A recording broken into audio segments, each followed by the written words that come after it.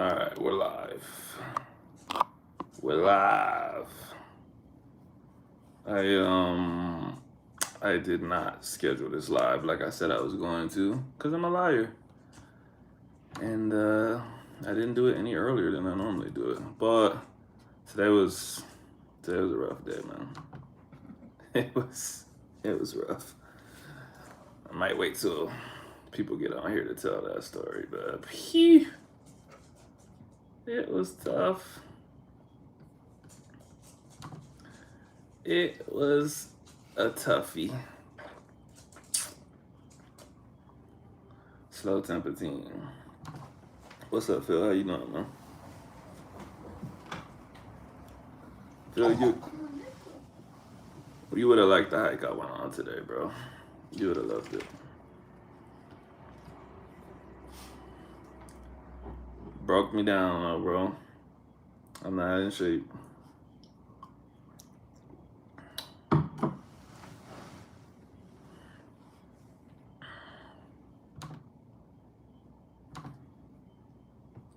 How's your running been going, by the way?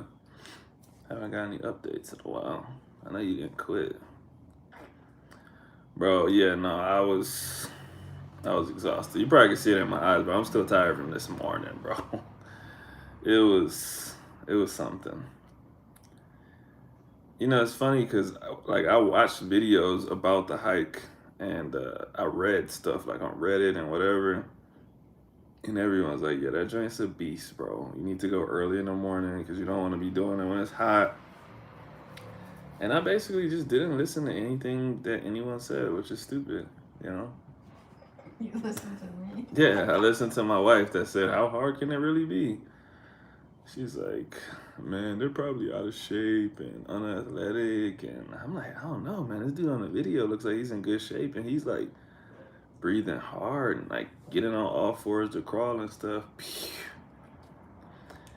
Bro, to say that hike was a beast is an understatement.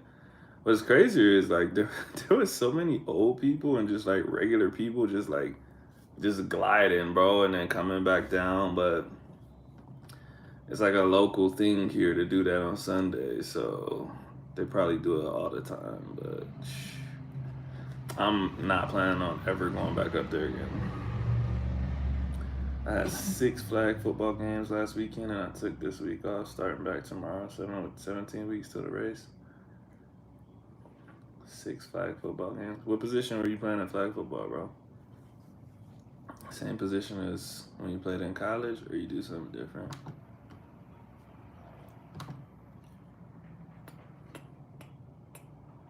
What was I about to say, though? Oh, yeah, let me look at the elevation of Las Cruces, Cali.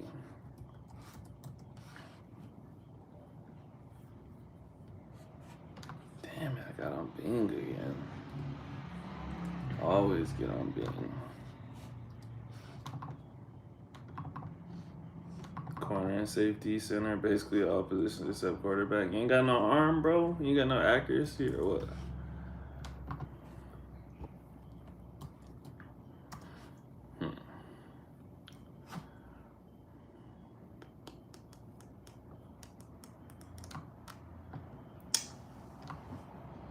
Absolutely not.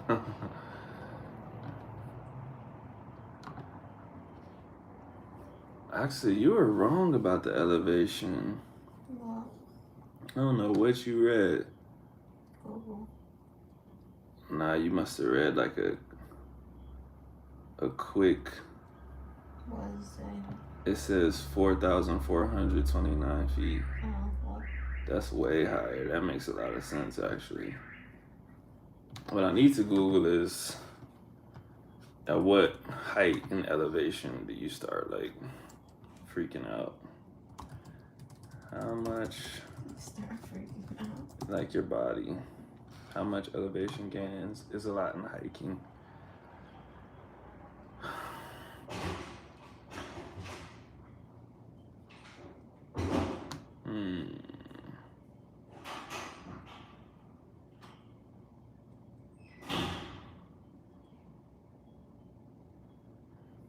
This dude said 3,000 to 4,000 sounds like a great hiking day to me. 6,000 to 7,000 is a lot. Don't care, didn't ask. What's the Someone on Reddit. But what's more important is how much elevation gain happens over a certain distance. So I need to see how long the trek is first. The distance is 2.04 miles. Okay, so I'm gonna put this into the calculator. 2.04. Total elevation gain is, where did it go? Oh, okay. 4429. 4429. Calculate hike difficulty. Score level 0 to 7 is easy, 8 to 13 is moderate, 14 to 18 is challenging, 28 plus is extreme. This shit says a 92 on the score, so either I typed something wrong or it's the hardest hike in the world. Well, it says extreme is someone in exceptional condition, trails are not available, significant increase in mileage, extreme elevation gain, technical aspects of hike. I feel like that describes what we did today. That shit was nuts. Well, Phil, I don't know if I really know what elevation gain is. All I know is the elevation at the top that we walked to is 4,429 feet. And the distance is 2.04 miles.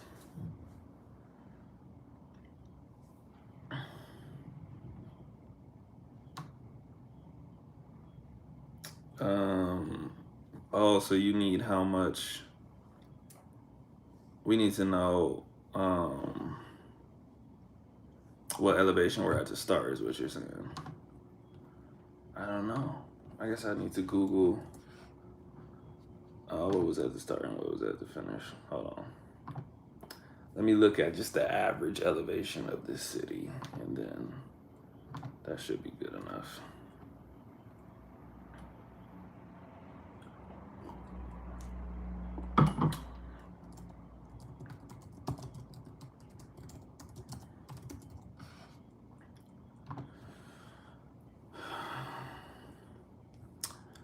So it looks like it starts at just under 1,000. Oh wait, that's meters. Hold on.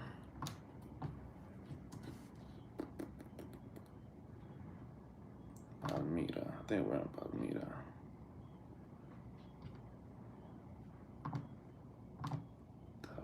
Meters. Let me see what 1,000 meters is to miles. I gotta do all these conversions just to see if it was a tough hike, bro.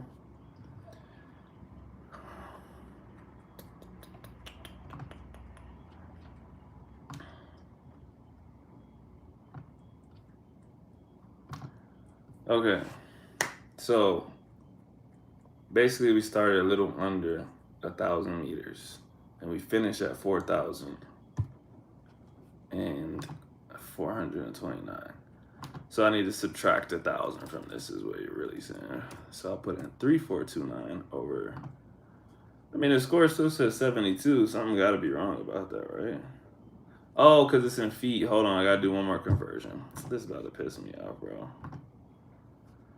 On my last 5K, I had 98 feet elevation gain, and apparently that's brutal. All right, I gotta convert these meters to feet. I don't know why I did miles.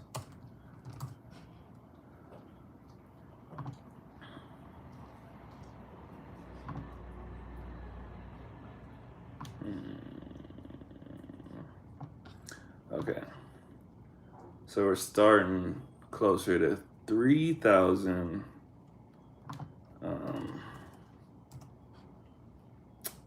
3,200 feet, and finishing at 4,429. Now I gotta bust out the calculator, bro. This is insane.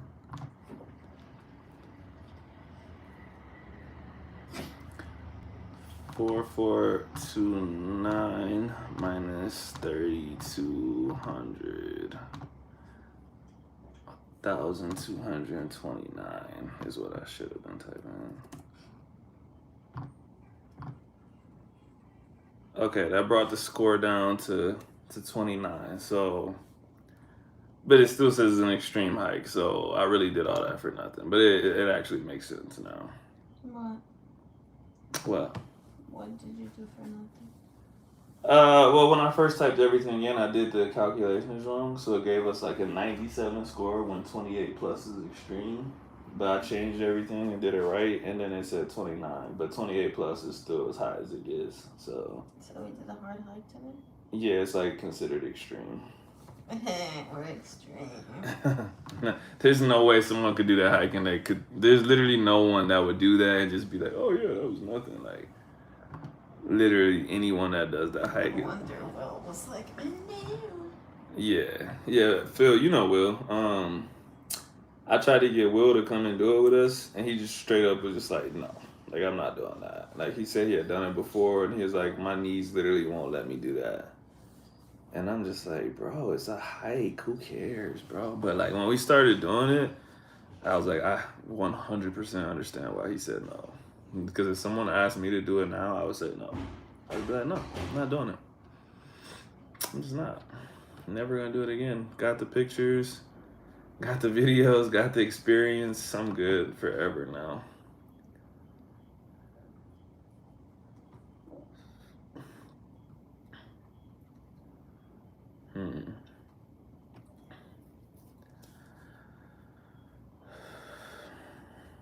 Hold on, I gotta reply to this guy. He just commented on my YouTube.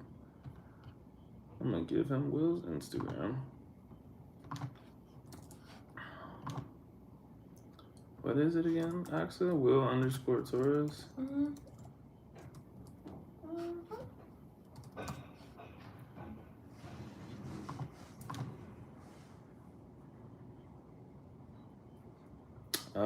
Rolando, I saw you comment something, but I don't have YouTube up right now because I'm searching for something. So I will be right with you in a second. I saw someone else comment too. Give me like 2 minutes and I got you.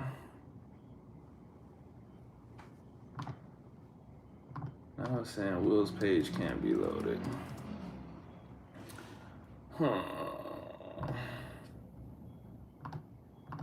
I think I just have to get back to that person later. Or no, I'll just give them the Instagram. They can type it in themselves.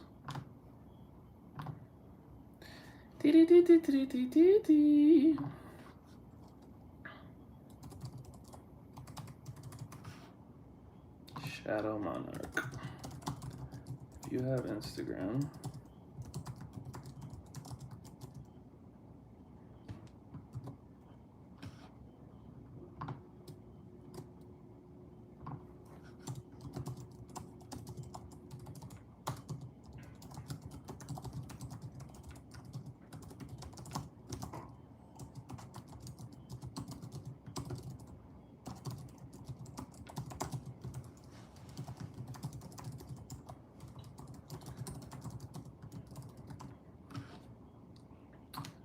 okay. Responder. Now, let me look at the chat. Got a weird problem, need some insight. All right, well, tell me the problem and then we'll see. What do you do when you're aware enough of the fact that you need to do certain things to change your life for the better, but you don't have drive, lack of discipline to do so? Well, like I feel behind my peers, but I don't know what to do. All right, first of all, don't ever compare yourself to your peers. But outside of that, it depends on what those certain things are and if they're really gonna make you better. But if you really feel like they will make you better, you need to ask yourself why aren't you doing it? Why don't you want to do it? Because you do things that you want to do. So then it's like, why don't you want to be better?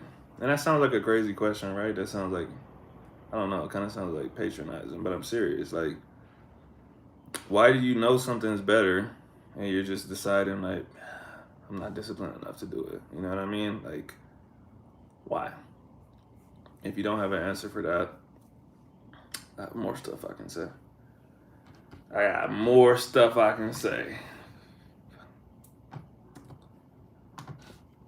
All right. Now I need to get back to Rolando. Oh my god, Rolando. What's up, Rolando? Or should I say Wrongolando? Ha ha ha. Ha ha ha. Wrong, Rolando. Rolando, haven't we talked about this before? Haven't we talked about that word? The last time you typed that word, I was like the Mexican pudding, and you were like, nah, I spelled it wrong. And you were talking about something in Spain. Yo, you're talking about those hoods. Now I need to know if you typed this word right. So should I think about my why, and that should be reason enough? I don't know if it'll be reason enough, but it's a good place to start. But also, like, why is like kind of general, right? Like people say that, and it's like, find your why. It's like, really, what does that mean? But like I said, what things do you need to change that you're not changing? If you don't want to give an example, that's fine. But if you give me a specific example, I could maybe tell you things that make it easier to do those things, or tell you why it's hard to do those things. Because some things are just they're not easily done, regardless if you need to do them or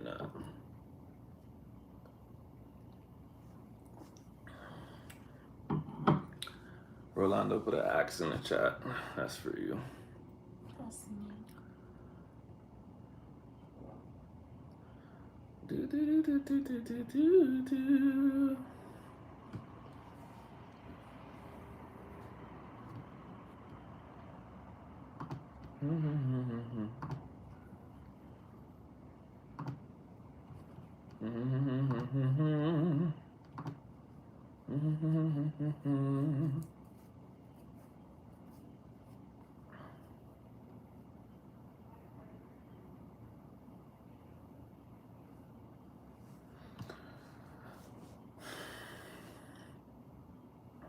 I was gonna say something I forgot, but I'll wait for him to get back to me.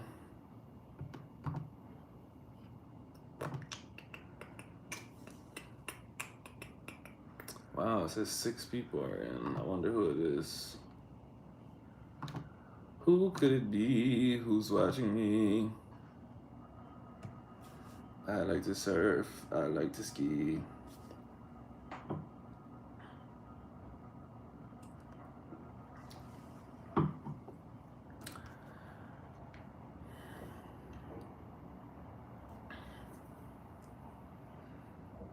Well, until he gets back to me, let's resume chatting about randomness. Phil, how's your Portuguese going? He gave me some context. To give some context, I graduated university. Oh, you graduated university like 1 month ago, but ever since, I've had no drive to do anything with my life. Well, bro, you just graduated. Like, I just sleep in and play video games. I'll be doing that too, bro. But what do you feel like you should be doing with your life that you're not doing? Like, why is this 1 month making you feel like you just done nothing with your life? You literally just graduated from your university. That's a pretty big accomplishment, man. I think you're maybe not giving yourself enough credit. You had drive enough to do that. I got lots of friends that never finished college. Actually, it took me a really long time to finish college. I got kicked out of the first college I went to. Had to get back. Had to join the military. Then I had to go back to college. So I was supposed to graduate in 2014, and I didn't graduate until I think 2016 or 17. It was late. It was really late. And I just had like 1 semester to finish, but I had things that I had to take care of. I see my friends with social media getting married, buying houses, having kids. I mean, yeah, that's something. And if you want to do that, that's something to work towards. But man, life is just not linear, man. Some people get to some places fast and they don't get to other places fast. Also, you have no idea what those other people are going through. I have hella friends that got married, probably at the time that you're talking about. We had just got out of college, or we were in college and they got married and bought a house and blah, blah, blah. And then they got divorced like a year later. So, some people I know were doing fraud, bro. Literally doing fraud. I was like, damn, how are they making so much money? Then you find out, and that's how they're making so much money. Having kids, that's cool, that's good. You should have a kid and a family, but same kind of thing. Are those people gonna be together in 5 years? We don't really know. They might. But like I said, you shouldn't compare yourself to other people. You have no idea what's going on in their lives. You don't know how pressured they felt to do that stuff. They might watch you, bro, and they might say, man, like, I'm living my life wrong. Like, this dude's really chilling, waking up late playing video games, and I gotta wake up to this kid, and I never get to play video games. So, I wouldn't think about other people's lives too much, man. Just, just live your life, man. Have your goals and work towards them. Everyone else, what they're doing, doesn't really matter. I'm telling you, man. 5 to 10 years from now, you'll talk to these same people you're thinking about, if you're still friends, and they'll tell you so much stuff about the troubles they're going through and the troubles they were going through in these times that you thought that they were so happy and life was so easy for them. You literally never know what people are going through.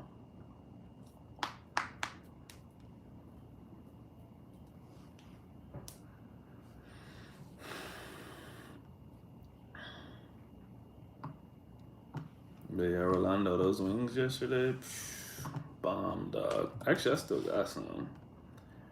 It's only like 8:25. I might warm some up in a couple hours, to be honest. To be honest. Yeah, no problem, man. Let me know if you need anything else.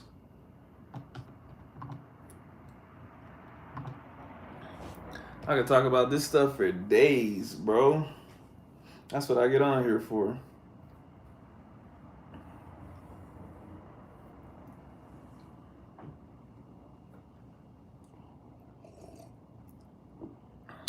Also,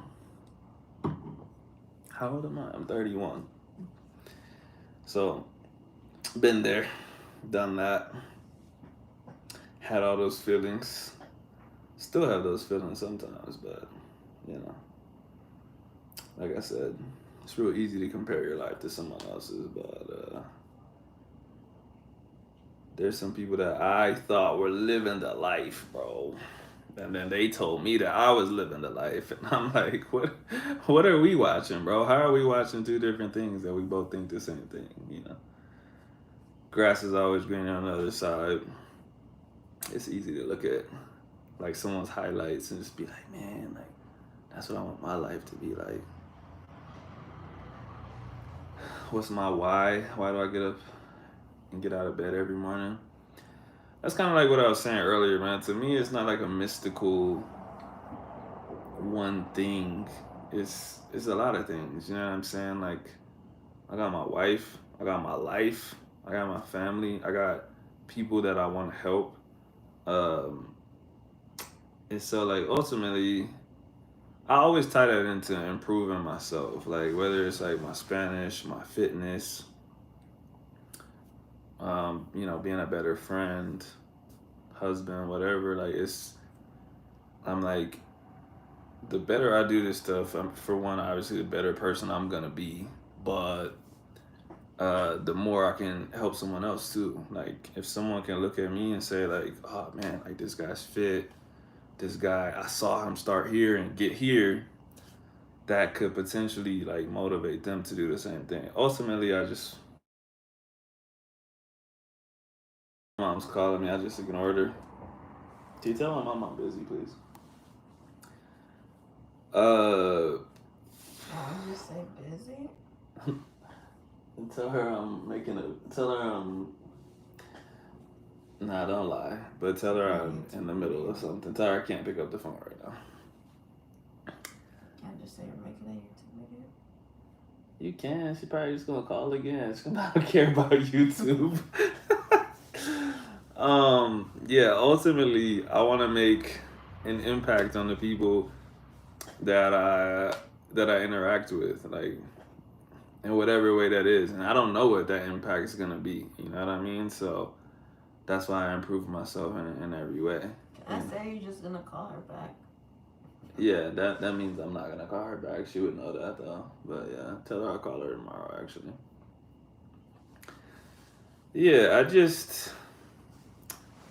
want to be happy, man. I want other people to be happy too. I want to make the world a better place, like through happiness. And I think by like improving ourselves, having good interactions with people, we make the world a better place. Like I don't think making the world a better place has to be something complex. Like there's just hella people in the world that are unhappy, that don't want to talk to people, blah blah blah. So like even what you just did right now, we just had a good interaction because you reached out and you said something. I answered it. We're having a good interaction right now. We're both gonna walk away from this being better. You know what I mean? So that's what I do.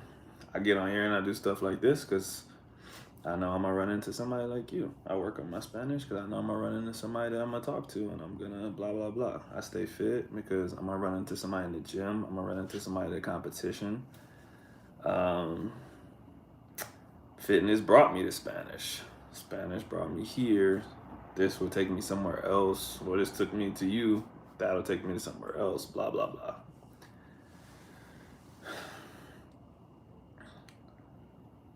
So the majority of your Spanish acquisition has come through. What is CI, bro? Is that I feel like I know what that is, but I just right now it's like not doing anything for me. Despite the fact that you took Spanish in high school. Whatever CI is, yes. Because I really didn't. I learned stuff in Spanish in high school. I don't want to like super downplay it, but I mean, AXA can tell you like, or you could look at like, I never recorded myself super early. Oh, comprehensible input. I just figured it out. Sorry, I'm a little bit tipsy. Um, yeah, AXA can tell you like I knew stuff. Definitely wasn't like when I got with Will and I started like trying to talk to him. It wasn't like I had never heard Spanish in my life or like I didn't know anything he was saying or nothing like that. It was just I couldn't talk. Literally, I couldn't talk. And I thought I had a good accent because I didn't know any better. You know what I mean? And he would just be like, "Ooh, nah, like this is better than like random people out here, but it's not like you're saying the vowels wrong. Like you're saying I'm like an American." And I'm like, "What? Like I thought I had good pronunciation." But I really never interacted with natives. Like I did Duolingo. Um, and I think I have like a good ear for accents and stuff just because like I might have told y'all this before. Like they wrote an article on me one time because like I was doing like a London accent impression, and people like literally didn't believe I wasn't from London. Like straight up, people were like, post your driver's license." Then I posted my driver's license, but I covered up my info, and they were just like, "This is fake. Like this is too easy to Photoshop. That's why he put his finger over it." Like, bro, to this day, there's still people on Twitter that think I'm from London, and the American part was a joke. They were like people were saying my American accent wasn't good, bro. They're like, he almost had me, but when he started doing the American accent part, it just wasn't convincing. And I'm like, what the fuck is going on, bro? Like, so I definitely have like an ear for accents and stuff just because like I've been listening. I lived in Europe when I was a kid, and I listened to like London drill music. I've like always listened to like Caribbean type music, like whether it's reggae or reggaeton. Like I've always listened to that stuff, so I know what accents sound like. So like I said, I thought I had a good accent. I got with Will. He was like, "It's okay, but it's not great."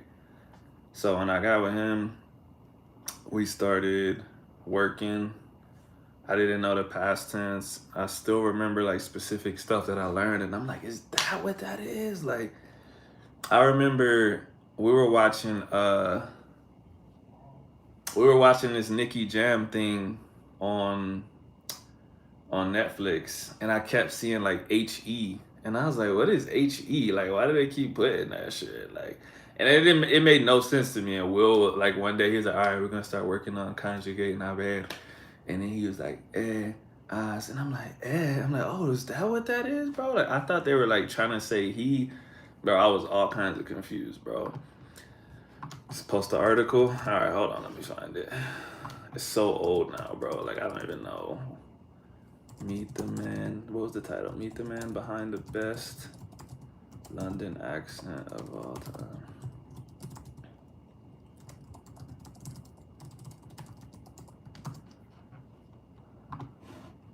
Okay.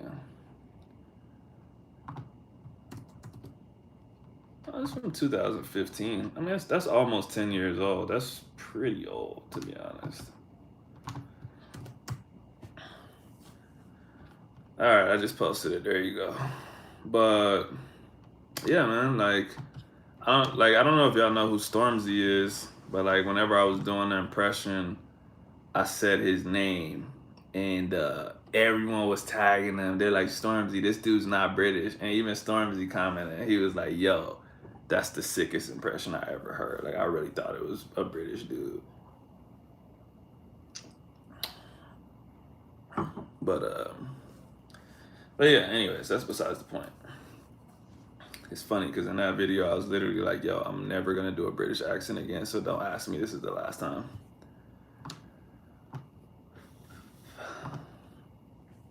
But yeah, I would say what Spanish in high school definitely did for me, which I think is important too, and I always say this in my videos, I did know the alphabet. I did more or less know numbers. I definitely knew numbers up to like 50, and then like I would always be like, oh, I don't know, like 60, 70. I'll always get them confused. And then anything like past 100, I'll be like, I don't know how to put it together. No, uh you never do a Cockney or a posh accent when you're imitating them, because it's automatically gonna piss them off, because most of them do not talk like that.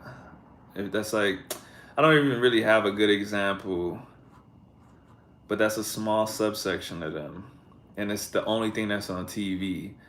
And so what we have on TV is like what they call like the transatlantic accent, right? Like, especially like in the 40s and stuff, where it's like, frankly, my dear, I don't care what you think. If someone imitated you and they did that, you'd be like, bitch, you don't talk like that. Like, that's some movie shit from like the 60s. So whenever you do either one of those accents, it pisses them off, because they're like, yo, they think we all speak like the queen and shit. Like, no one talks like that in the city, bro. So I would never do one of those unless I specifically was saying that I was going for that. But I still would follow it up with something else just so they knew that like I wasn't stupid. But yeah, back to what I was saying. Alphabet, numbers, and I was decent with basic like present tense conjugations. If it was just like straight up like hablo, right? Like, I would have been like, oh yeah, I know how to do that. Like, if you gave me the root word, I would definitely know to change the AR, EIR to a O, or to ES or AS or whatever. Like, pretty much going down the line, more or less. Especially first person though, because we had to do that a lot in class. So I would say I was decent with that. But like I said, I literally didn't know the past tense, didn't know the future, didn't know like any kind of phrases. I didn't know what the subjunctive was, which is super important. So yeah, so like the first conversation, like literally, and I think Will still does this with all of his people, but he was like, yo, I'm gonna call you and we could start our first class. I thought we were gonna do like some formal lesson. He just got on the phone and he just started talking, bro. And I was like, what the fuck? Like, I didn't really know what he was saying. And he would ask me questions super slow. And I would just sit there and I was like, I don't know. I don't know how to respond. And he'll be like, just try, just try. If you can't do it in Spanglish. And I still was like, nah, I can't. Like, I just can't. So like, that first day, like I literally didn't talk in Spanish, bro. I was like I couldn't. I just couldn't do it.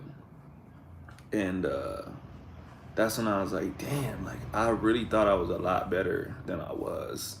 And I think a lot of people are like that. So like whenever people tell me they like speak Spanish, like I always just think, no, you probably don't. They might, but I just think you probably don't. Because if you would have asked me at that point in time, I would have said, my Spanish is pretty decent. I can understand a lot more than I can talk, but I can understand a lot. But as you go on, you're just like, yeah, I didn't understand shit back then. I thought I did. Because you can understand like these really big cognates, but you don't really understand like the most basic stuff actually, which is pretty crazy. So, yeah. I don't know how random that was. That probably answered your question though. If it didn't, you could just ask another specific question. But that was, yeah, I think that's what high school did for me. High school gave me a base so that I could work with Will. Um, Will takes people that don't know anything. But I definitely think like for anyone, I think teaching someone that already knows something is obviously like easier than teaching someone that knows nothing. The only difference is like you got bad habits to break. Like I think Will has said on here before. Like when I started, I don't know. I just thought you were supposed to roll all R's, so it was a real hard habit for me to break. Like seeing a single R and not rolling it, and he would just be like, "No, don't do that." I was like, "Bro, I don't know how not to."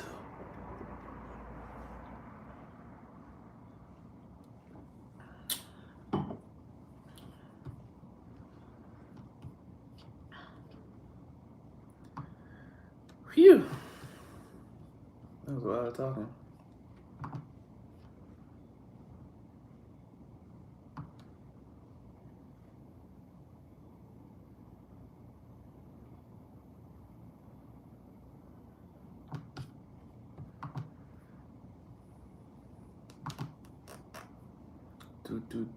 Do. How helpful were grammar exercises in school or with Will? Because I would say those are two different approaches. Um, I'll let you answer that first, and then I'll tell you.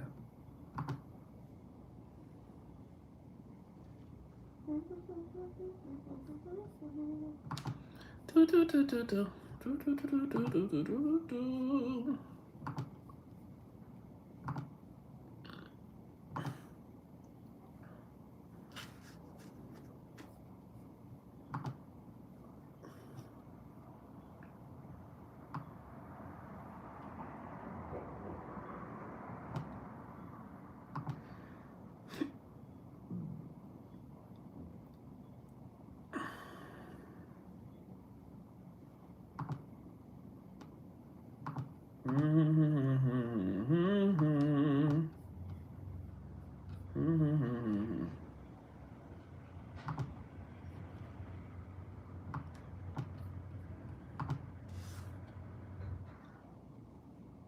Rolando, I think you're behind me on the stream.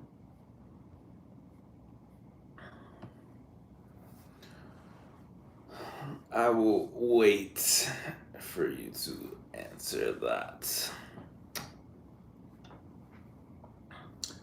I've noticed most Anglophone people roll all R's when reciting Latin, despite the fact that all Romance languages discriminate between soft and hard R's. It's tough, man. If you don't have anyone to teach you, you're basically just going off of what you think, which is usually wrong. But you're just like, oh, well, I hear everyone rolling R's. I guess you're supposed to roll R's. But yeah, if Will didn't teach me that, I would have never known. Like even probably to this day.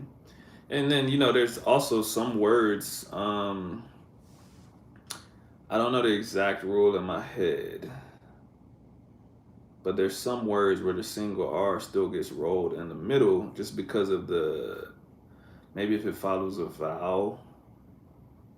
No, if it follows a N, I can't think. But, in certain words, the single R still makes a roll sound just because of the position that your mouth is in. Like, let me think. Actually, let me Google it so I don't have to think. I'm just gonna type in. I just think of what to Google. That's the toughest part about AI is you have to actually know how to look for what you're looking for. Words in Spanish with single R that rolls.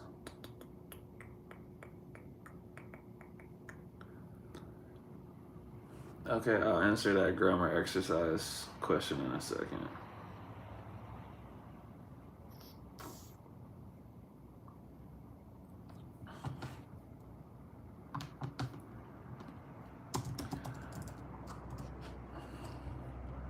I got a word on my mind, but I'm trying to think of a multiple.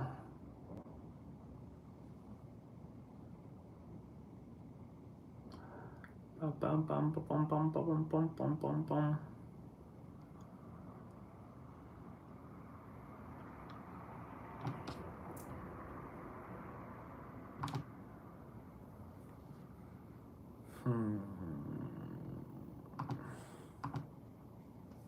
I might have to come back to this.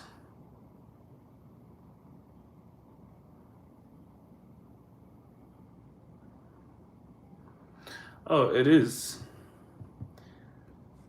It is if a single R is after N. That's what I was thinking in my head, but I didn't really know.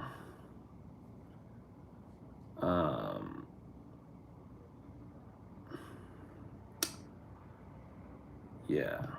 If it's after N or before a D, it's kind of a soft rule, but in a lot of places they do those as rolled R. So imagine if you don't know how it works and you hear someone do that, you're like, oh, it must be all R's.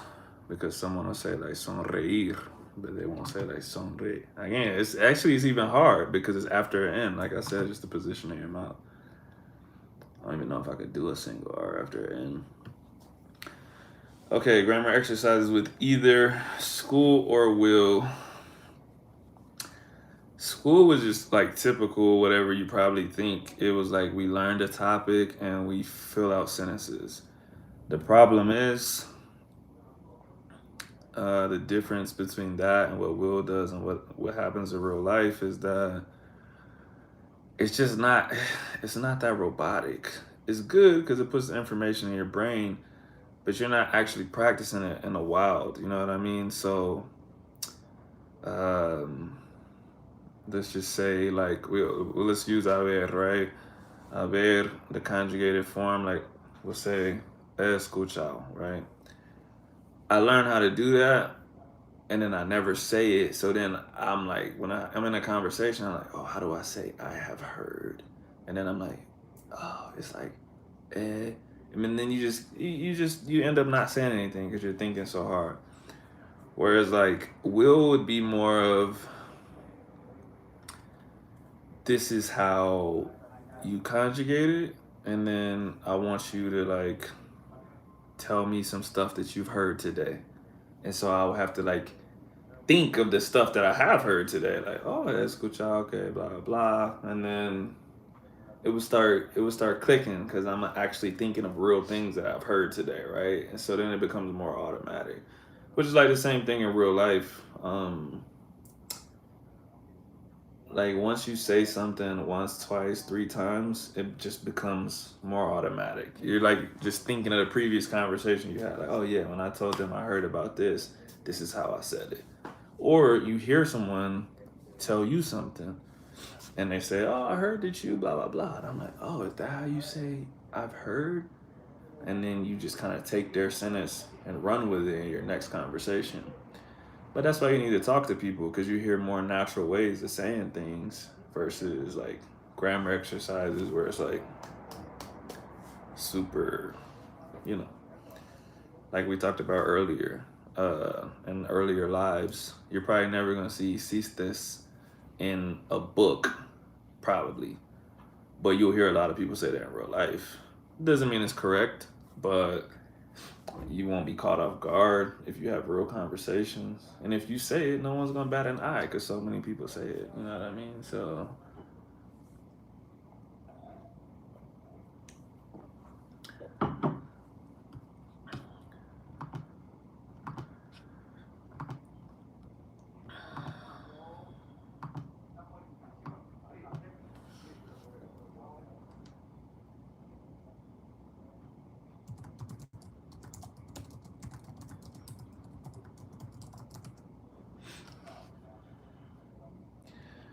do do do do.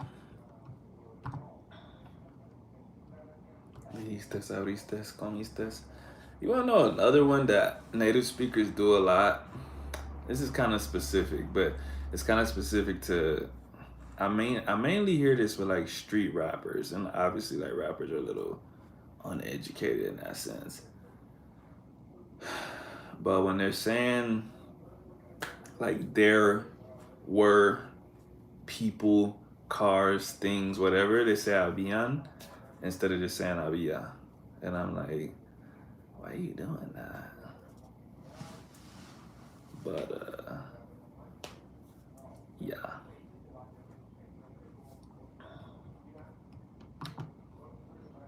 Do, do, do, do, do, do, do, do. It was explained to me that you soft roll single R if it's at the beginning of a word and soft roll at the end of a word. I don't know who explained that to you. It just depends on where you're from, but I wouldn't like. I guess I don't know what soft roll means to you, but like I just roll it. People just roll it. But that's not a knock on whoever taught you. Maybe that was a way of explaining it. Um, but definitely, I don't know, cause saying soft roll at the end of a word that's kind of weird because like that's when it's a hard roll to me. Like if it's gonna get rolled super hard, it's probably gonna be then, especially because you're done. You don't have to say nothing.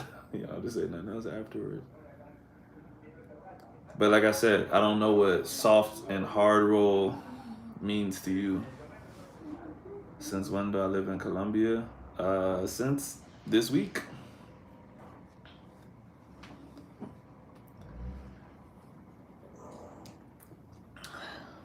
Shoot. I didn't know upper class snobby people look down on people who conjugate that way. I ain't trying to get discriminated against. But the thing about upper class people is that they're gonna look down on you no matter what you do. But that's just facts. Actually, I remember I watched this video about people that aspirate S's, right? And that's what the guy was saying. He was like, "Oh, well, like, make sure that if you're learning Spanish, you don't aspirate your S's. Make sure you say the S's super hard because anywhere you go, they're like Puerto Ricans, Dominicans are known for not saying their S's, for eating the S's. But if you look at the politicians, they tend to say their S's because they're educated and blah blah. So any country, the more urban, uneducated people eat the S's. And I'm just like, bro, there's too many rules, bro. There's too many rules to not be discriminated against, as you said. So I just wouldn't care, bro. But I mean, you know, I've lived a life of being discriminated against, so I know how it is to like try to fit into the box that people want you to fit into. You never fit in, bro. So you should do whatever you want to do. Do what your heart desires. How do I find Cali? I love it, man. It's amazing. I haven't been here for that long, so I I can't give you like a full assessment. I can't be like, oh, well, I've lived here for a year and had no problems. I mean, I've barely been here, but for the time I've been here, I love it. Super cool. People are super nice. Haven't had any problems. I met an American for the first time today, and he told, Canadian. huh? Canadian. Okay, he was Canadian. That's true. Why did he say Washington? Washington and Canada. Washington. Oh, is that why he was saying a boot? He just goes right about over there. It's weird. Well, I met a Westerner. I met an English speaker today for the first time in the week that we've been here, and he got robbed. But the story he told about how he got robbed, I was like, bro, you would have got robbed anywhere because you're kind of stupid. But even he said that he said that he did something really stupid and that's why he got robbed. But he said the people are super nice and he said he loves it here. He's been living here. What he say, 8 years? Yeah, he said he's been living here 8 years and he loves it. And he said that one incident that he had was literally his fault. So I'll tell you the story if you want. He didn't tell me not to tell it, so what was his name? Cornell? Let me think. He said, I'm Cornell. Yeah, Cornell. Cornell, if you watching this, my bad, bro. But that was stupid what you did.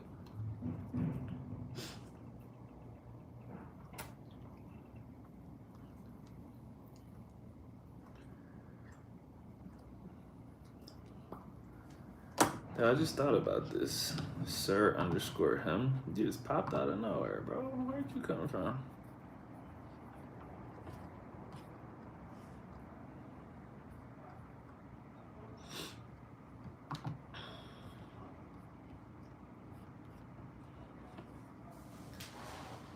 Oh, man.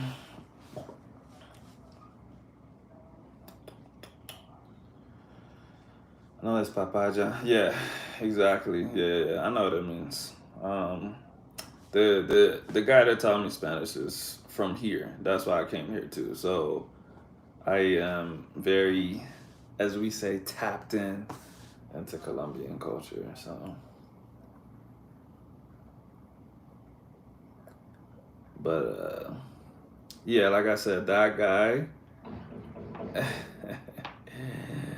If I tell you, I'll tell you the story right now. He said he went up where exactly where we were at. He said a couple times a month he goes up to Las Tres Cruces, right? And he was like, oh, one time I was coming down on my bike, I was super tired. And he said whatever neighborhood he ended up in, he's like, it looks like a war zone, right? He said all the buildings are shattered, like windows busted out, no roofs on them. I'm like, yeah, trap houses. Like, if I saw that in America, I'd turn around, bro, like, instantly. He said there's hella homeless people, drugged out people on the street, but he rode his bike through there, and he said he stopped and had a conversation with a lady and a dude with no legs that were trying to sell him something. That's already something. Stopping in that area, that's already something, but whatever. Not only did he stop, he was gonna buy something, and he took off his bag, off of his back, and started unzipping it to get some money out of there. And he said people that were hiding in the bushes came out, and he said he looked over his left shoulder and the guy had a knife up. And he started speaking to us in English, so like we never told him that we speak Spanish, so that was funny. But he was like, I told him, Tomalo, and that means take it in Spanish. And I was like, okay. But he's like, I threw my bag at him, and he was like, and that's what saved me. And he was like, wait, sorry, this is not funny. But he said, I threw the bag at him, and then they just kept beating me up. And I was like, why did they beat you up if you gave him the bag with the money in it? I'm sorry, that's not funny, but I just thought he was going to say that he threw them the bag and they took the bag and ran away. But they took the bag and like kept jumping him. And, and eventually, he said eventually after they beat him up, they ran away with his stuff and he went to the police and the police didn't care. But Yeah, that's just like that's what we call street smarts or lack of street smarts, I should say. Like literally anywhere in the world, it doesn't matter where you're at, bro. Like if you see a bunch of drug addicts and homeless people and you stop and you take out money, um, that's not smart, bro. That's not smart. And so people like that. Well, luckily he was a sensible guy, and he said, "You know what? I was stupid. That's my fault. It has nothing to do with like the people as a whole." But a lot of people like that, stuff like that happens to them, and then they'll be like, "Yeah, that city's dangerous. You don't want to be there and stuff." But it's like, bro, don't be stupid. Like where we came from, Seattle, it's like it's pretty similar. I just would refuse to go places like that. I just would be like, I don't want to go to Seattle. And if I go, I'm going to very specific places. I'm in and I'm out. I'm not about to be around no like homeless camps, no disrespect. But I'm just, yeah, when people are on drugs and they're hungry and they need money, you're putting yourself in danger. Straight up. Not even on drugs, just people that, like, the closer you get to poverty, especially when you're showing them money, like, or showing them things that make them think you have money. You got chains on, you got whatever. And it's not victim blaming. It's just they're hungry, bro, and you're sending them a signal that says, "I had the money to buy this. I'm wearing it in front of you. I probably got more money on me." So you just kind of you just gotta be aware, man. If bad stuff happens to you and you're not doing none of that stuff, there's nothing you could have done about it, right? But you can be smart and like and leave it up to bad luck and not stupidity. If you get robbed in a rich neighborhood, I saw a guy actually. I think I showed her before we even came here. There was a guy in like a rich neighborhood here. He had just walked out of his gate and he was walking his dog, looking down at his cell phone. Dude stopped the car, jumped out and robbed him at gunpoint and took his phone. Um, I don't know that there's much that he could have done. He blamed himself. He said, you know what? I shouldn't have my phone out. And it's like, yeah, I feel you, but it's not like he was like in the hood. Like he just thought he was safe. He got unlucky. I wouldn't really, if that happened, I wouldn't really blame myself. I was like, whatever. But sometimes people are just stupid. Sometimes.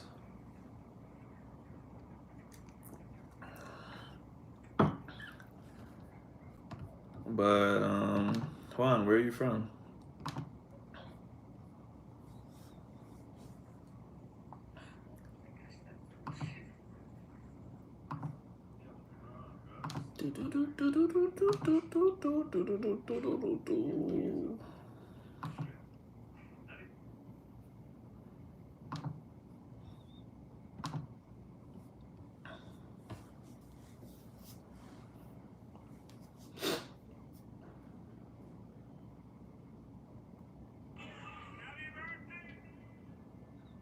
Oh, you're from Cali. Do you live here still, or are you just from here and you left and you live somewhere else now?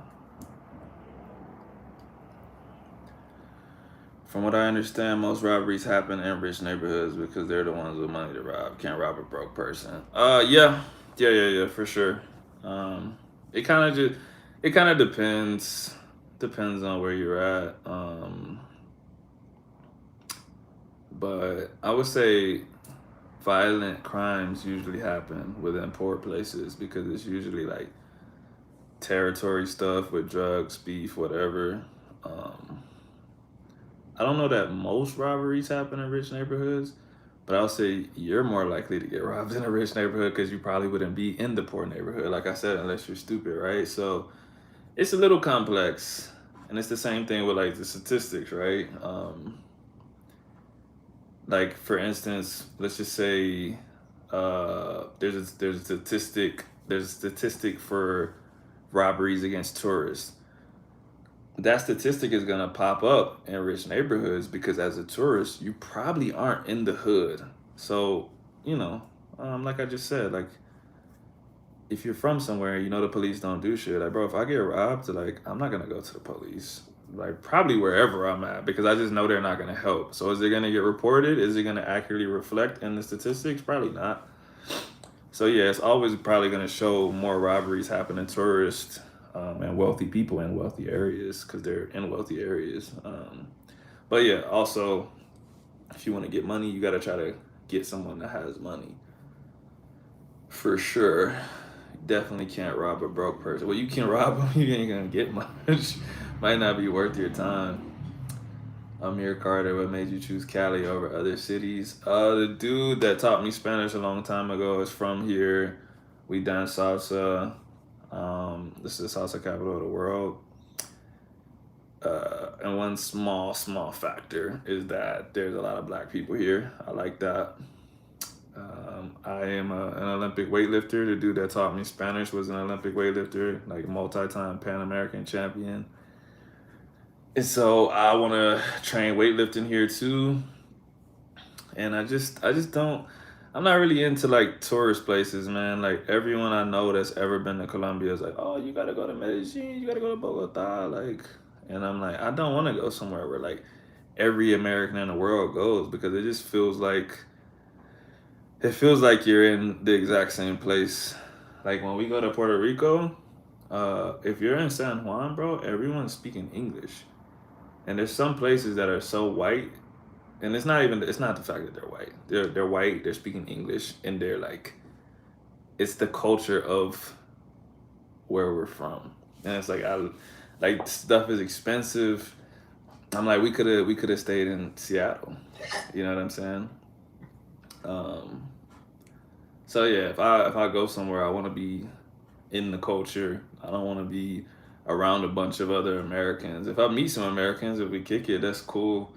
But I just don't want to go into like I know they got like these expat communities where they all like link up and do barbecues and stuff. That's cool. I don't care, but I just don't want to be around the exact same stuff that I came from, or else like what's the point of coming over here?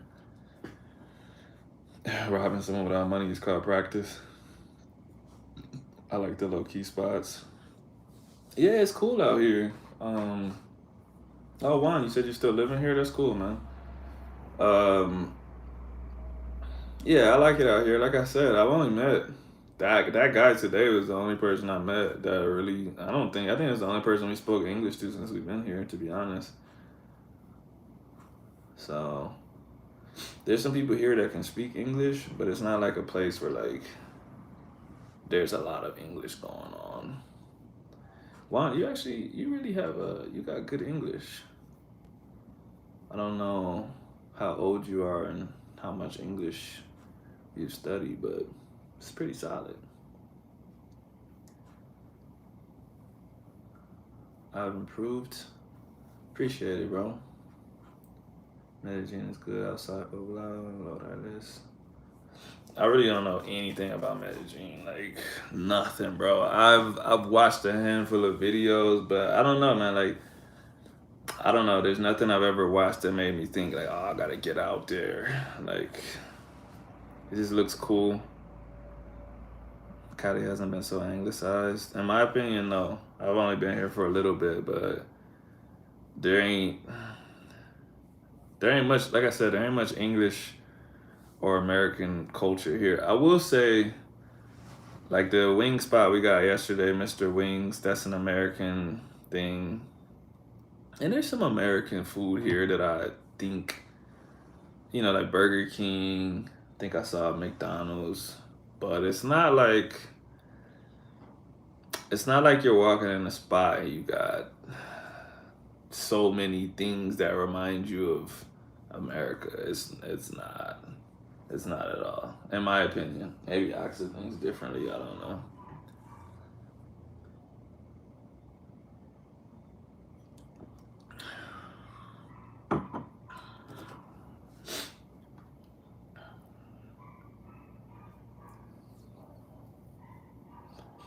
But yeah, man, if y'all never been to Cali, you should get out here. It's real nice. Like I said, it's hot outside. People are nice. I like Barranquilla, Cartagena, the costeña culture. Yeah, for sure. Carlos is not in the chat today, but Carlos crazy. He comes in here sometimes. He's costeño. He's from Quibdó. He's super cool. I like the costeño culture too, man. In fact, my guy Will, he is from here, but his mom's side of the family is costeño. And I think next Sunday we're gonna go where they're from to their church. So, but yeah, I like their culture too for sure. I think the people that I've talked to, if they think when they think I'm from here, they think that's where I'm from, just because my accent's a little Caribbean, so they're like, oh, you must be from here. I have lived in New York and also Orlando, and I've learned English working. And, oh, TGIF and Home Depot. Yeah. It is. Yeah, it's definitely interesting for sure because I do know a bunch. Actually, one of our dance teacher in Washington was from Bogota, and she had came over, and I know a bunch of Colombians, Venezuelans that moved to Washington, and like every time I said I was coming here, they're like, "What? Why? Like, bro, stay here. It's better." Blah blah blah. But it's it's different, man. It's different when you're from here. Like you said, like this is your home, and you're looking for something else. It's kind of the same thing. Like we're just looking for something else. We don't necessarily have to be here forever either, but it's good to travel, man. It's good to experience other things. I think that's one of the reasons that like Americans as a whole are like super ignorant, bro. Like always in your state. Most people have never left their state before, much less left the country. But yeah, they don't know anything about the rest of the world. The way they think the rest of the world works, the way they think the rest of the world is just like straight up wrong. So I think it's good. I think it's good to travel. I think it's good to do long term travel too. If you can go somewhere and stay for a while and really see how the people live, because people will go to these countries, whether it be here or Dominican Republic or whatever, and they stay in like tourist spots, like straight up. Um, what are those things called? Like resorts, like all inclusive resorts, surrounded by Americans, surrounded by luxury. And they're like, yeah, I've been to the Dominican Republic. It's not as bad as people say it is. And I'm like, well, yeah, bro, you didn't really go to the Dominican Republic. You know what I'm saying? So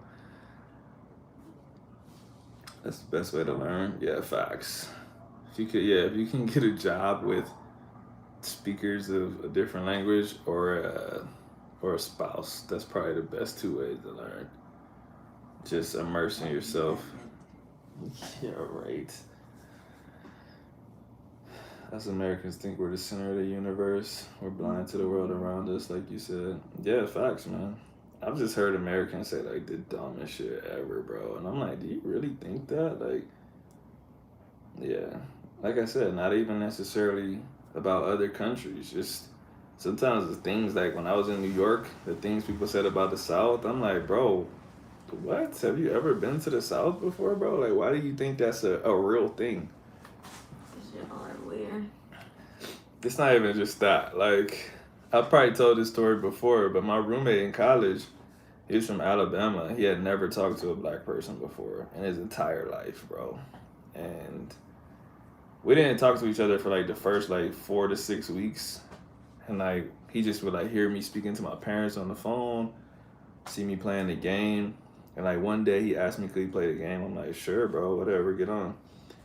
And then he told me he had never talked to a black person before. And he told me his people, like his parents had told him like all this stuff about black people.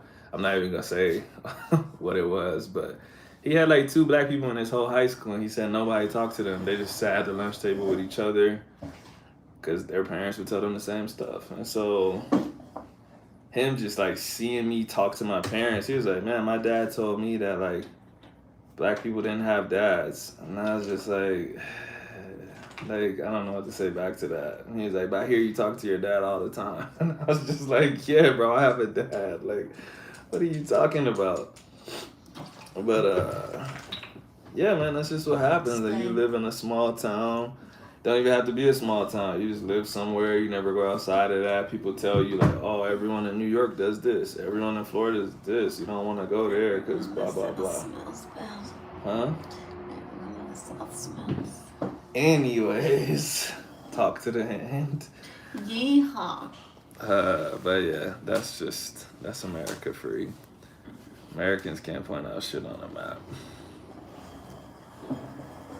Which I get because we have the third largest population and we have one of the top economies. So Do we have the third largest population? Uh, China and India are number 1 and 2. I guess we would be. yeah, I was gonna say we should be. Yeah, I think so. Yeah, so yeah, like you said, it makes sense. And then I get it, especially because like everyone.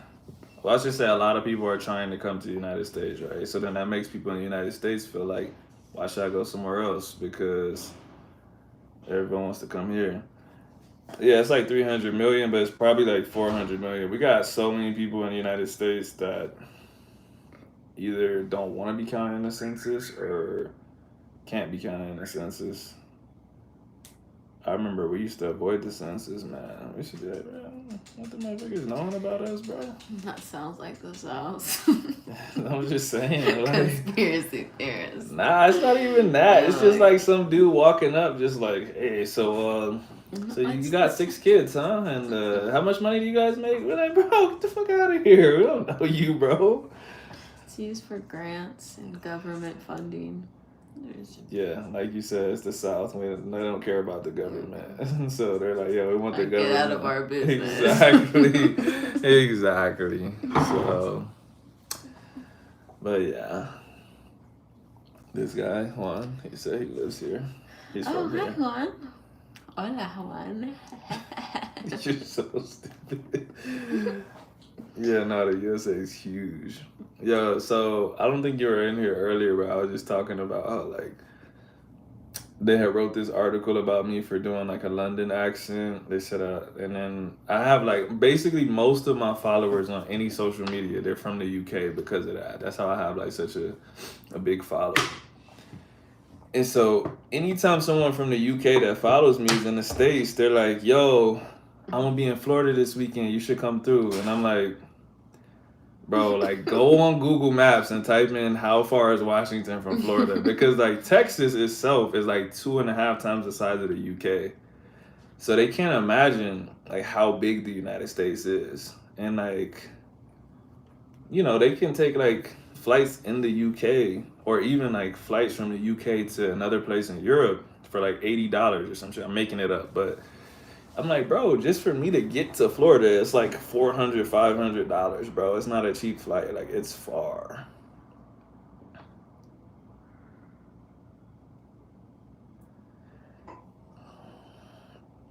Everyone also wants to go to Europe. People in tough situations just want out. Yeah, for sure.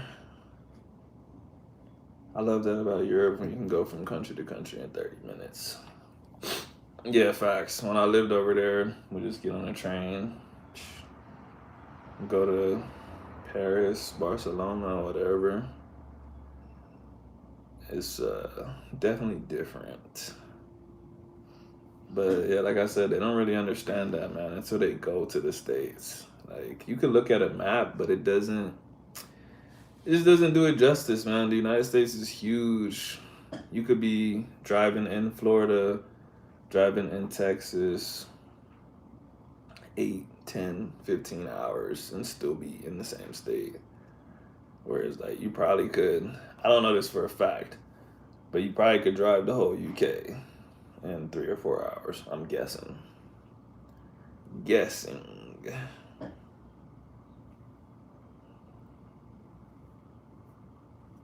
So, yeah. Wait, first of all, Juan, if you're from Cali, Oh, it's Sunday. I thought it was Saturday. I was about to say, why are you not out, bro? Why are you not out doing something? But I'm gonna give you a pass because it's Sunday. Wait, Juan is Caleño, or Yeah, he said he's here? from here and he lives here still. He said he lived in New York and Orlando. That's how he learned English. He said he worked at TGIF and Home Depot. That's dope. But that's why I said hola. I was like, wait, does he speak English or Spanish? yeah, I guess both. He said he's from here. And technically, anybody on here could just make up stuff. I don't know, y'all. He could be like some dude in New Jersey or something. Like, got him. Told about from Cali. True. But yeah. All right, y'all talk to Axa for a second. I gotta do something. Talk to me. Yeah. You're entertaining. Hi, everyone. I was told to talk to you. I'm really tired. I'm sure Jalen talked to you guys about the hike already. That was terrible. I was not nice earlier. Oh, if Juan's still on, ask him, has he ever done it? Or how Juan, hola, yes, I have to work tomorrow. Because he wasn't here in the beginning. Juan, have you ever done the hike to Tres Cruces? If so, what was your experience? Did you like it? Did you love it? Did you almost die? I almost died. Kind of. I was really grumpy for like the last 30 minutes of it. So Jalen stopped talking to me at one point, and I really appreciated it because I didn't want to like go off on him out of my own, out of shapeness, not out of shapeness. The hike was just really hard. What's the best form of transportation? It depends where you're talking about. Like, are you talking about Colombia here? I'll just assume that because we're in Colombia right now. So right now we're mostly using Uber and walking. Do you need a car? Okay, yes. Okay. So you don't need a car. A lot of things are really close to each other. A lot of people just use motorcycles. It's super, super common. You'll like see people super dressed up in motorcycles. I've seen like grandmas and grandpas, like old people just on motorcycles, which I never really saw before.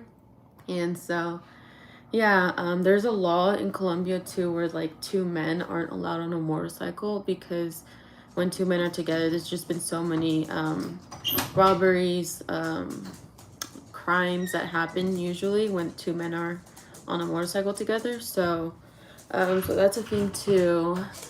But generally everything's pretty close to each other because a lot of people don't have cars. So need a car. No, I prefer to go to Banse because it has a river so you can go in it when you're all sweaty. But my father goes there almost every weekend. Yeah. His father goes to Tres Cruces every weekend. How old's your dad, bro? How old is your dad? Because these old people were beating us. And I'm pretty sure your dad was beating us earlier today.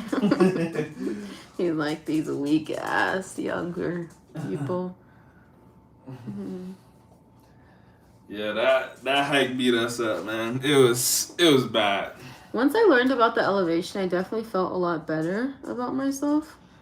But it was just a combination of a lot of things. Like we were dehydrated. We didn't really drink that much water before the night before. We didn't take water with us. And yeah. We ran into someone that we kind of know at the beginning of the hike, and he was like, "Damn, y'all don't have water?" And we're like, "It'll be all right. It's just a little hike, bro." And he said in his own words, "Lo van a lograr con agüita y la voluntad de Dios." Like, bro. That translates to with a little bit of water and God's will. Like, how are you gonna tell me God's will is gonna get me up this hike? That's just rude. But look, we didn't know how tough it was. So when he said it, we were kind of like, I was anyways. I laughed. I thought it was funny. Yeah. We got about halfway through that shit, bro. I was like, I see what he was saying. Mm-hmm. We needed a little bit of water. Yeah, so it was dehydration. It was also hot. There was two paths. there was like a path that was mostly stairs and it was like covered in trees, so you got some shade. And Jalen chose the hot ass motherfucking side where the sun just comes down on you. Like my back is so tan. Yeah, I got a ton. Oh look, we got there. He's 60, I guess. Yeah, I have heard that it's hard and don't like it because you have the sun on top. Wait, have you done it or not, bro? Because if you haven't done it, then you have to go do it. Come do it with us. Yeah, come do it with us. It'll be a great bonding experience. Not next weekend though. I need like a whole week to recover from that shit. I was gonna say that would be a good, like, a free exercise. A Sunday day. Until day. it becomes easier. That shit ain't never gonna be easy. Don't drink my water. I didn't drink your water. What are you talking about? Bro. What's up, Angel? On him. Let's fucking go. Let's go. I don't know what we're hype about, but hell yeah. Fuck it. Yeah, Fuck let's yeah. go.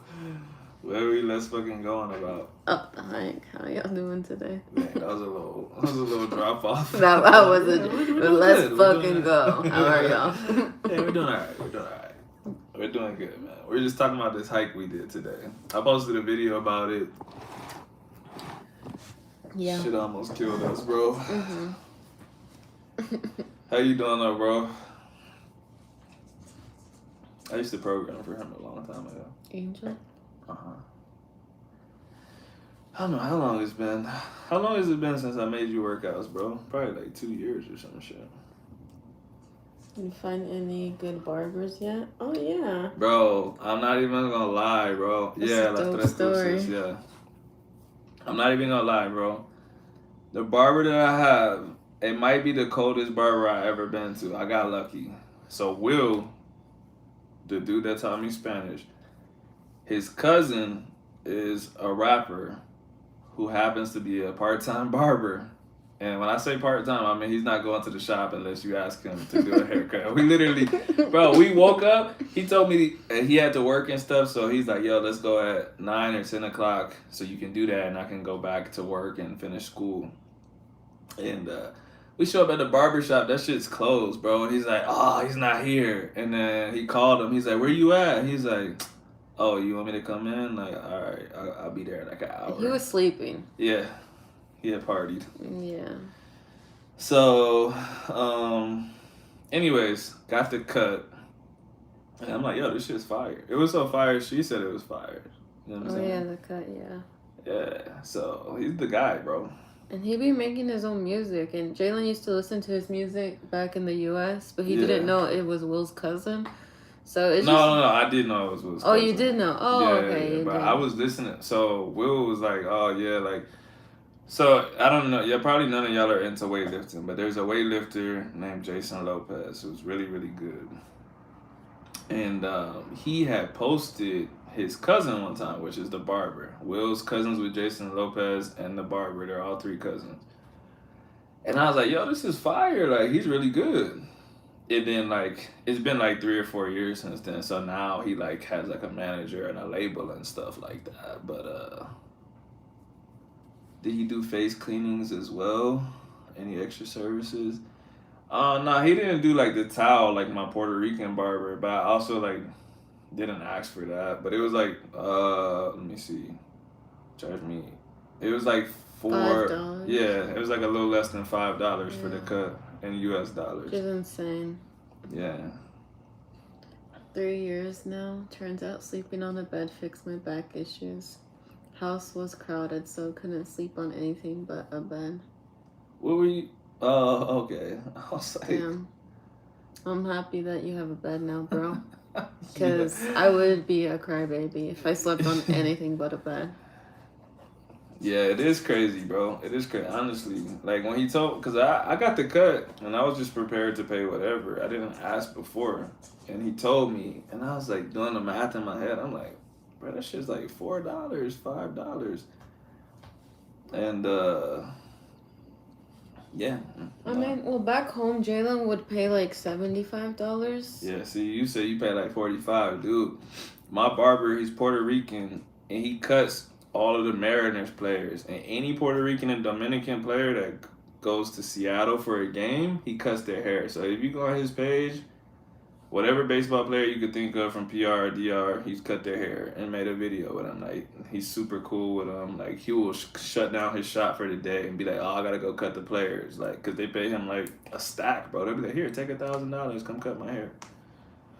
So he'll be like his salon or his barbershop is literally called Joel's VIP Barber Salon, and he's like, "Bro, like I cut important people's hair. I'm not about to be charging $30 a cut." So I'll be like, "Damn, bro, like."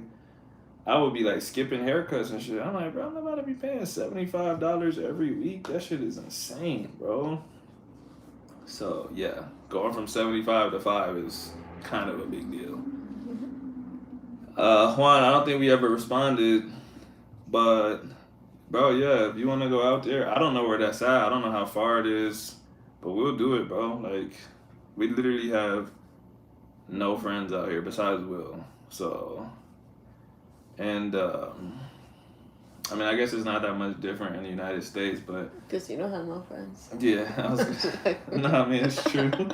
I don't have very many friends, but I was gonna say it doesn't seem like it's very easy to break into someone's social circle here. You probably could speak on that. I know you gotta go to work. You probably gonna go to sleep, but I feel like in the U.S. people are more talkative because everything is like a potential business thing. So everyone wants to know like, what's your job? They're like, hey, where'd you go to school at? What do you do? And like, they're like, you should come do this with us. And they like want to get to know if you got something that can help them. It's not really about being a friend. You might become friends, but it's really about like, what can this person do for me? Whereas like I feel like we haven't had any of that here. Like people will say like, where are you from? And like that's literally the end. It's not like, oh, maybe you got money, we should hang out. It's just like, oh, that's cool. You're from there, that's dope. Welcome. But that's like the end. No one's like, hey, well, I'm having a party this weekend if you want to come through. They're just like, good luck out here in the city, bro. They're nice, but it's like that's the extension. That's the end of it. There's no more besides the niceness. It's not like I want you to come see my family or nothing. It's like, Yeah, but I'm sure like I mean, our friend Will's been pretty busy, and but whenever they have stuff going on at his house, I'm sure they have parties, and then that's when we'll meet people.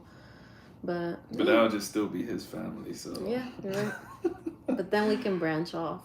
yeah, I'm a little bit. I'm a little bit. I don't know. I'm not really a meetup person. I am. So I need girlfriends. So I'm trying to get one of Will's little girlfriends. Nah, see that's different. I'm just saying, like, me. there's people on the internet. Like, I don't. I'm just saying, like, if, in different settings. Like, I've been in different settings where people. There's people that will like try to link up with you to rob you. You know what I'm saying? So like, I'm a little bit cautious about that, but you know,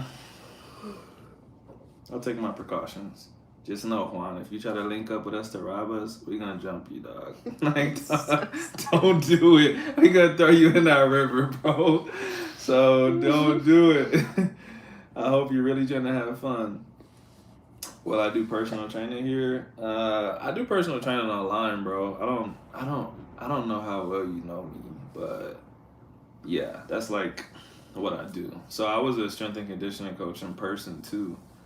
But my online business, whew, man, it's probably been like 8 years now, maybe. It's been a long time. It was before I met you. That's what I'm saying. It's been a long time. It's improved. Like before I met her, I was like doing it like at one point I was doing it hand on paper. Then it was like Microsoft Word. Then it was like trying to do Excel and shit. Then it was like You use the app now? yeah, I was gonna say like she pretty much like forced me to start being more official and like paying for a website, using the app and like yeah, but that like really helped my business grow. So, but that's what I do. I train people online. So I'll probably continue to do that forever. And honestly, YouTube has helped me get like a few more people because like I was telling someone earlier in this live, it's probably been like an hour or two now. all of these things are connected for me. Like I train people, and then because I train them, they'll find out that I speak Spanish and they want to learn Spanish, and I send them to Will. But then people on here that are trying to learn Spanish will follow me, and they might not even know like how active I am. They don't even know I compete in weightlifting. They don't know that I'm a personal trainer, and they're like, "What? You're a trainer?" Like, I'm looking for a trainer. I had a guy on here call me like 2 weeks ago, or it's probably been like a month now, looking for that. So, are my links on my channel? Actually, I don't think so. That's a good point. They're on all my other social media, but I don't think my training link is on my YouTube. You should do that. You're very right. Hold on a second. Let me see if I can get to it. First of all, I'm gonna put it in the chat. But after that, I'm gonna put it in my bio. Programs. Oh yeah, so you're still competing in Olympic weightlifting? Yes, sir. What happened to it?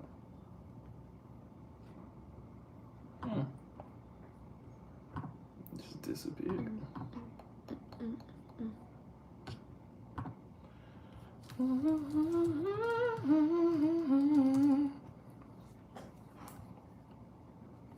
Where is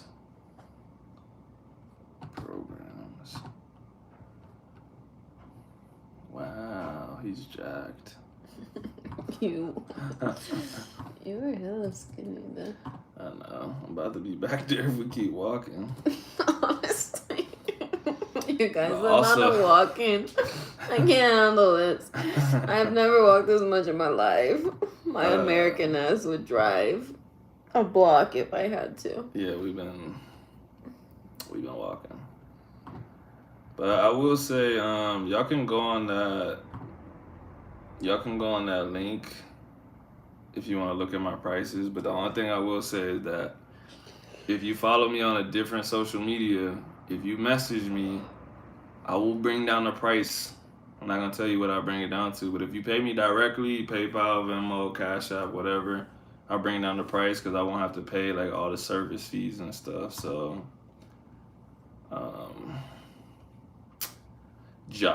just let me know. I don't know how to edit this shit on the laptop. Anyways, the link's in the chat. I'll put it in my bio after this, but that was a good look. I will definitely put it in my bio. Juan says something. Let's see. He probably said he's going to sleep. It's under the thing.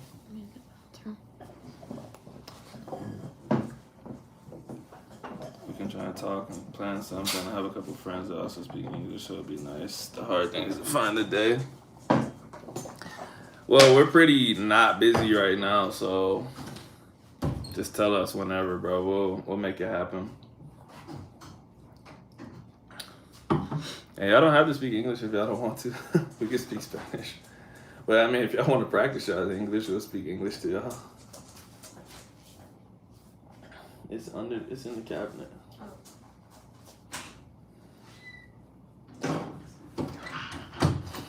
But yeah, I was gonna ask you, what is your work schedule like, bro? Like, you don't have to be like super specific, but how much do you work? What days do you work?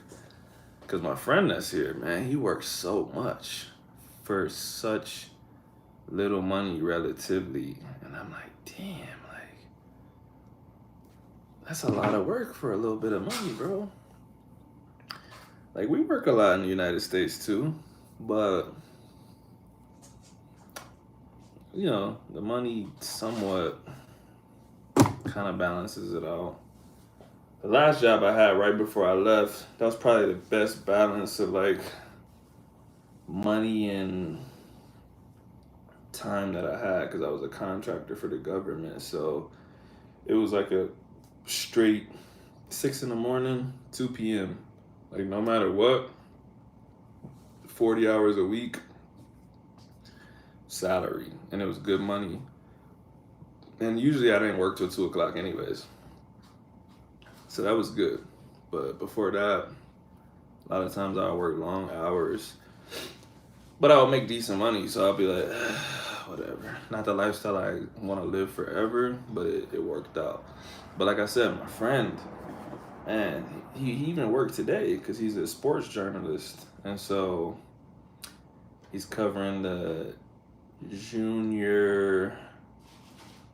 I don't know if it's Pan Am's, but junior weightlifting competition today at the stadium in Cali, and he was working from like morning to like 6 o'clock or so. And I'm like, on a Sunday, bro, he's worked like 7 days straight. 8:30 a.m. to 5:30 p.m. Damn, bro. On weekdays, I work next to Chicken Chopper. I'm not gonna ask you where you work because I don't want your info to be out there. But I'm interested. I'm interested. You might see me. You might see me around. If you see me around, don't scare me, but just be like, Jalen. He said he works next to Chippy Top. Hey. Yeah. Oh, baby, I think I need to walk gym again. Oh shit! You never walked them. No, I did, but not like the evening. But he pooped earlier, so I can just do it right here in front to let him go pee. Oh, okay. I'll text you. Alright. I won't be long. If somebody grabs you, just scream, help! Tell him what the ladrón did. Did you already tell him about that? What? The ladrón stuff? He's from here. He knows No, about I'm that. talking about the people. What people? The people. Oh. I feel like I don't know how many people are in here for that to be interesting. People, how many of y'all are in here? There's 6 of y'all. That's great. Do y'all want to know how Cali be treating people that steals, bro? Yes, Juan can we would verify. love to. Juan can verify this, or he can tell it himself. But my friend loves telling me about this shit. He's just yeah. If someone's stealing and the people see it, they'll beat the shit out of them, bro. Masahi. I love that. A lot of people don't believe in street justice, and I understand why, especially because like when you start talking about street justice, especially like in America, it has like a different sense in America because in America, people used to lie on black people and say that they were stealing or doing something so that they could beat the shit out of them. They would lynch them and kill them or whatever. But if it's verifiable, bro, if everyone sees it, I think they should beat the shit out of you. I think that's fine. Yeah, see, Juan's verifying what I'm saying, but yeah, if you still here and people scream out ladrón, bro, and like they see it, they're gonna beat the shit out of you. And my friend was just telling me the one that he saw on the bus, like he initiated it because he saw a guy like robbing a girl at gunpoint, like a little girl, a schoolgirl. And he told the bus driver stopped the bus, closed the doors, and they start beating the shit out of this dude. Yeah, the people are tired of getting robbed. Exactly. Yeah. And so yeah, I'm a fan of that, man. I know, like I said, in America it has like a different context, and some people don't like it. But man, like, yeah, think twice about that shit. Yeah, like you said, I wish that was here to make you think twice. Yeah, if you know everyone around you is about to beat the shit out of you, you might just say, nah, it's not worth it. It's not worth it, man. Because I'm not gonna lie, there's a fair share of like beggars out here. And I know that life is hard, man. And I know it's tough. I haven't been through it, but I get it. But like the moment you decide to escalate begging or your rough time to snatching somebody's shit, like I just can't condone that, bro. And I know, like if it's me personally, I'm not gonna lie, bro. If it's me personally and somebody's just like trying to take like my food or like I don't know, bro. To be honest, like even money, it's not gonna bother me that much, man. Like I've been around some rough people before. Like I've been robbed before, once in New York City, and I just don't care that much, bro. I'm like, whatever. If you're going through something that crazy where you feel like you gotta do this, go ahead, bro. But I don't feel bad if other people beat the shit out of you. That's what I'm gonna say. If it's up to me, I'll probably let you skate. I'll probably just be like, whatever. Like, good luck in life, bro. The next person you do it to, you're probably not gonna be that lucky. But yeah, I think people should beat the shit out of you. So don't do that here. Like, it's not good. It's just not. So I think that's cool. I think that's good. The police are obviously sometimes unreliable in places. Like I said earlier in the live, I'm not even joking. I don't think, I don't want to say this as a fact, but I don't think I've ever called the police in my life. Even when stuff happened to me, I was just like, damn. Like, I lived in Washington. It's pretty common to get your windows busted out. It's a lot of crackheads walking around. If they see anything, or if they see nothing, they feel like you hid your stuff in the glove compartment, so they bust out your windows. So I've had my window broken, and like, I'm not about to call the cops, bro, because they're gonna be like, "What do you want us to do? Your window got broken, your stuff got taken. What do you want us to do? You want us to hunt them down? We don't know who they are." So I don't call them, bro. I just got my window fixed, and I just said like, "Yo, if y'all see somebody with this item, let me know, cause I'm gonna beat them up." You know what I'm saying? But I knew there was no point in calling the cops. So sometimes, like, yeah, I think it is like a little necessary to take things into your own hands. And if y'all all do it together, it's even better. You know what I mean? So that's something cool about this particular culture, this place.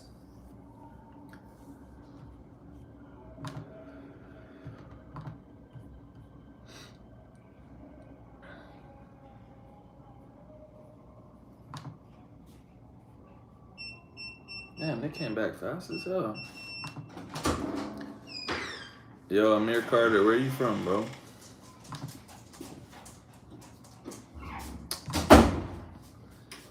Do I trust the law enforcement in Cali or the U.S. more? I don't know anything about the law enforcement here, to be honest, bro. Like, I see them. Actually, the funniest thing I was thinking was, like, I don't see that many cops here. Like, where I'm from, there's a lot of cops. They're not necessarily doing anything, but there's a lot. Like, you just always driving by them. They're always driving by you. We got some pretty dumbass laws. Like in Washington, the police can't chase you. If you don't pull over for them, they have to let you go. And so anytime I've been pulled over and I stop, like the officer's like, "Thank you so much for stopping." When I first moved to Washington and a police officer said that shit to me, I was looking at him like, what does that mean, bro? Like, are you trying to be funny right now? Like, but then I found out that like they're not allowed to chase you. You have to stop, and if you just run, they have to let you go. And they don't do anything when people break into your car. They don't do anything. They don't do anything for a lot of shit. So yeah, I'm not a huge fan of police. I'm not like against them. I'm not like a super like F the police type of person, but they basically just don't exist to me, bro, unless they're pulling me over. I'm not like, I need the police to keep me safe, because I don't feel like they will. I feel like if they're involved and I'm in a conflict, there's a chance that I might get shot. So I'd rather them not be involved. And like I said, as far as the law enforcement here, I just don't know anything about them, so I can't speak on that. And even if I could speak on it, I probably would be careful because this is not my home. So you never want to ruffle any feathers in a place that you're not from, because that's just not smart. Protect yourself, save yourself. Yeah. Facts. Like, the police have said before in our country that it's not their job to protect us. Like, they literally said that. So, they respond sometimes. They come to the scene sometimes, but it's not their job to prevent something from happening to you. They just respond to whatever does happen. So in that moment when things happen, it's really up to you. You know what I mean? So I don't depend on them. like I said, I live my life as if they don't exist. And if they help me, that's cool. But I wouldn't expect it. But like I said, I'm not like a super F the police type dude. Like if I see a policeman in the States, I say what's up. Like I don't like mean mug him. Like I'm just like, hey doing? Orlando, do they have spicy food? Have we had any spicy food? Nah, I don't really think Cali's a spicy place, bro. Our boy Will, he's not. He's always like, nah, I don't like spicy food. Um, I don't think this is a spicy place. I think I got sunburn at the top of my head. Probably, if it's sensitive.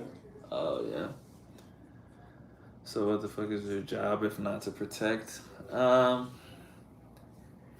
It's to respond and it's to enforce. It's to enforce laws or yeah. So like a good example of this, and a lot of girls can tell you about this, and you know, it's not my job to speak for them, but they probably could tell you. If you try to get a restraining order, if you try to tell a cop that a guy is going to hurt you, they basically tell you to go fuck yourself. Because they're like, he hasn't committed a crime yet. They can have all the details. He could have said, like, if you don't respond to me, it's over for you, blah, blah, blah. Uh, you know, and they'll say, well, that's not a crime. Like, what do you want us to do? Now, if he kills you, that's when they say, well, we have to lock him up. He needs to go to jail. We will handcuff him to take him to jail. That is their duty. Their duty is not to stop something from happening to you, which is why, like I said, to me, like, they just don't exist to me, bro. Like, after this shit's over, bro, I don't need you no more, bro. Like, I needed you before. So,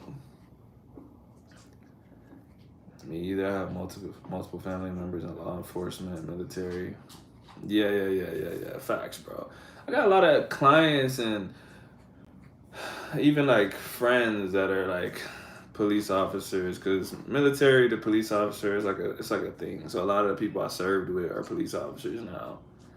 Like, you know, I'm like, I don't got nothing super bad to say about them. I don't have nothing super good to say about them.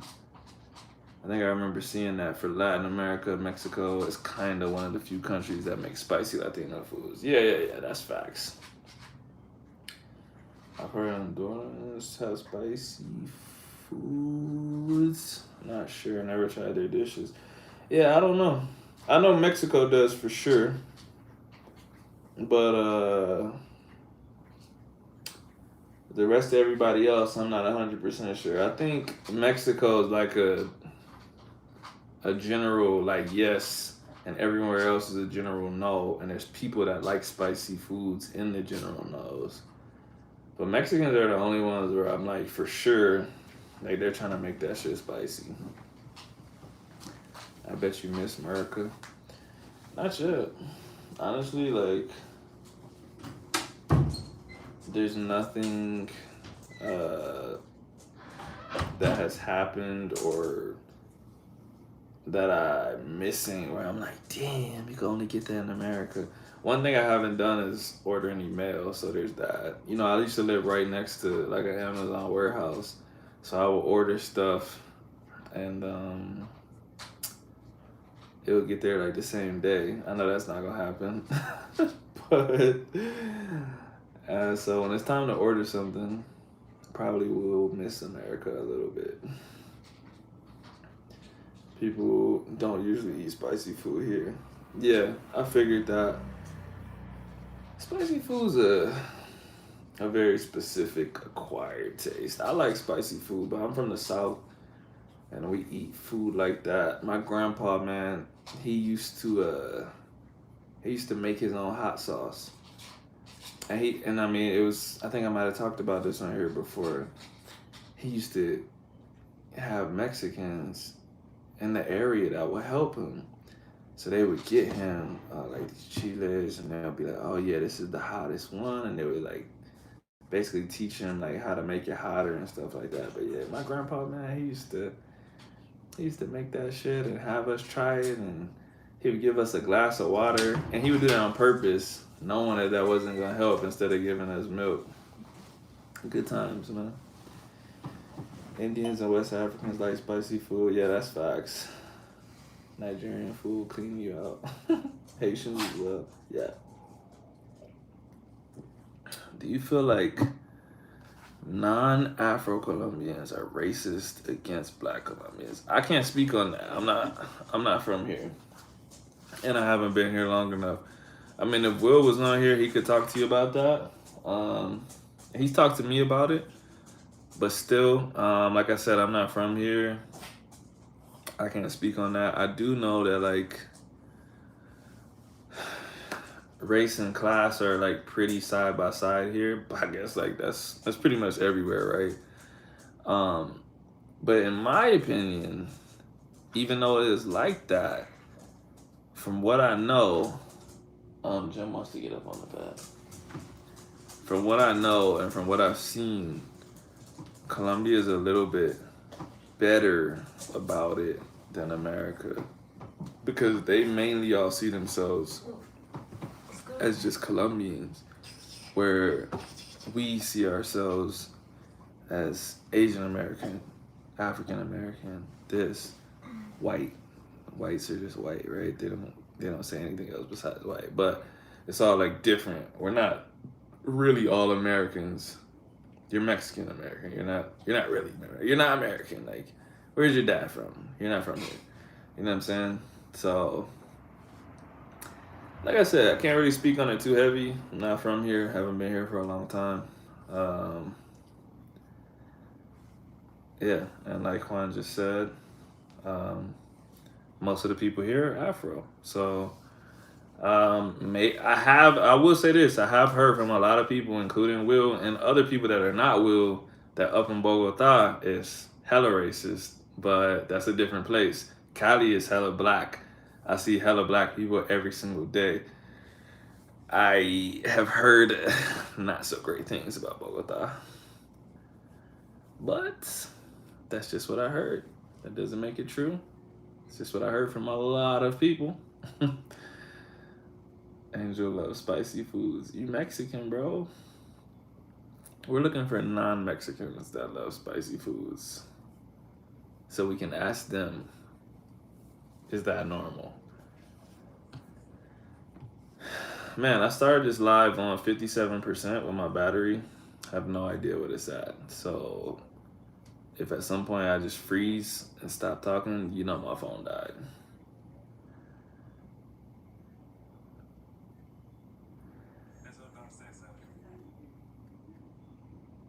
Yeah, in America, they allow you to keep your culture, but in other cultures, if you don't, I'm guessing that says adapt. It's covered up by an emoji on my screen. If you don't adapt to their ways, it's looked down upon in a sense. Yeah, for sure. You know, that's also like very misunderstood in America too. So like you said, if you go somewhere else and you don't adapt, it's like, what are you doing, right? So some people go live in other places, or they hang around with other people, and they adapt to what other people are doing. And what Americans will say is, oh, he wants to be like them. Oh, he don't want to be American, or this, that, and the other. Like, because they can't imagine like just changing anything about themselves for the people that they're around. And I get it. Like you said, I can see both sides. I'm like, yeah, like this is who you are, right?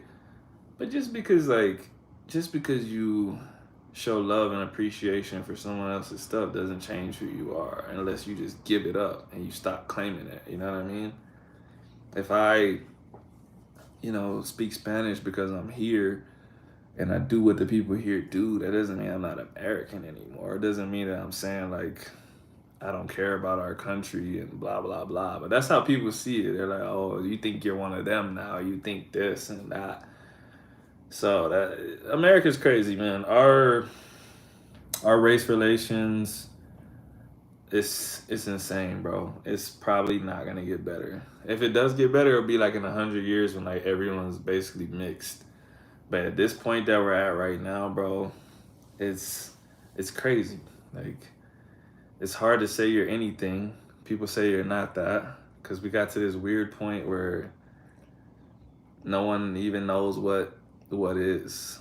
You know, me and Axa talk about this a lot because I had to tell her, like, for me, and I don't want to start an argument on here, but I'm like, if you don't look black to me, you're not black. I don't care about the one drop rule and stuff like that because um, there's people that have like a black great grandparent and they're like the most pasty white person I ever seen in my life, and they're like, well, I'm black because my great grandma's black, and I'm like, well, nah, don't work like that to me. And so because we had that one drop rule, and because people say you can do that, there's people that can't even prove that they had a black grandparent or great grandparent that are saying that they're black and like doing all this, that, and the other. And they're like, it's cool because my grandma was black. And I'm like, if you didn't tell me that, I would have thought you were white. Or even remember when your mom said I wasn't Guatemalan? Why did she say that? Remember at the table because I hadn't visited Guatemala and I wasn't born there. Oh, like, yeah. Even that too. The opposite of that. I'm like, I'm 75%. I'm a Guatemalan. I speak Spanish. But that's what I'm saying. That's America. America is a little bit crazy about culture, identity. Identity politics is a better word than race relations. Our identity politics are. Hold on, let me check my battery real fast. Oh, that wasn't even the right side of the screen. Hold on. Oh, I'm at 29%. We good, y'all. We got 15 more minutes. Oxa said I got 15 more minutes, so we're gonna get some good talking in. But yeah, identity politics, crazy here. My mom basically, so Oxa's, well, this is complicated because we found out that she's Spaniard by blood. But she's Spaniard by blood. But her family comes from Guatemala. So this guy from Spain moved to Guatemala, we'll say 100 years ago. The woman that he had kids with, we don't know if she's Guatemalan. She might have been from Honduras. We don't know. But let's pretend she is from Guatemala. Or let's pretend she's not, actually. Let's say she's from Honduras. He came from Spain, had kids with a woman from Honduras in Guatemala 100 and so years ago. Everyone after that is from Guatemala. As far as they know, they're Guatemalan. Axel's mom and her dad are Guatemalan with a little bit of Mexican. Your dad is half Mexican? Mm-hmm. Her dad is half Mexican. She's 25% Mexican. She was born here, not in Guatemala, around a bunch of Mexicans. So, because all of her family comes from Guatemala, she's 75% Guatemalan. It makes sense for her to say, my blood, my lineage, basically comes from Guatemala. But my mom, and probably some other people were like, bro, you never been there. You wasn't born there. Like, how can you say you're Guatemalan, basically? Because that's what American identity politics are like. It's like, you need this, this, and this, and this, and this, or you're not that. Black people do that too. It's like, oh, you don't know how to do this? You never been here? You didn't experience this? Are you really black though? I remember talking to my friend about this, and she's from Latin America and lives in Spain. She talked about if you don't adapt to the culture, you'll get outcast in a sense. Well, Spaniards are a tiny bit, maybe a little bit racist, so that doesn't help. A lot of They're gonna need genetic testing. Like, you can't embrace who you are fully. Always, it's interesting. Or anyways, it's interesting. The descendant of Montezuma, an Aztec emperor, lives in Spain. That's not surprising, I suppose.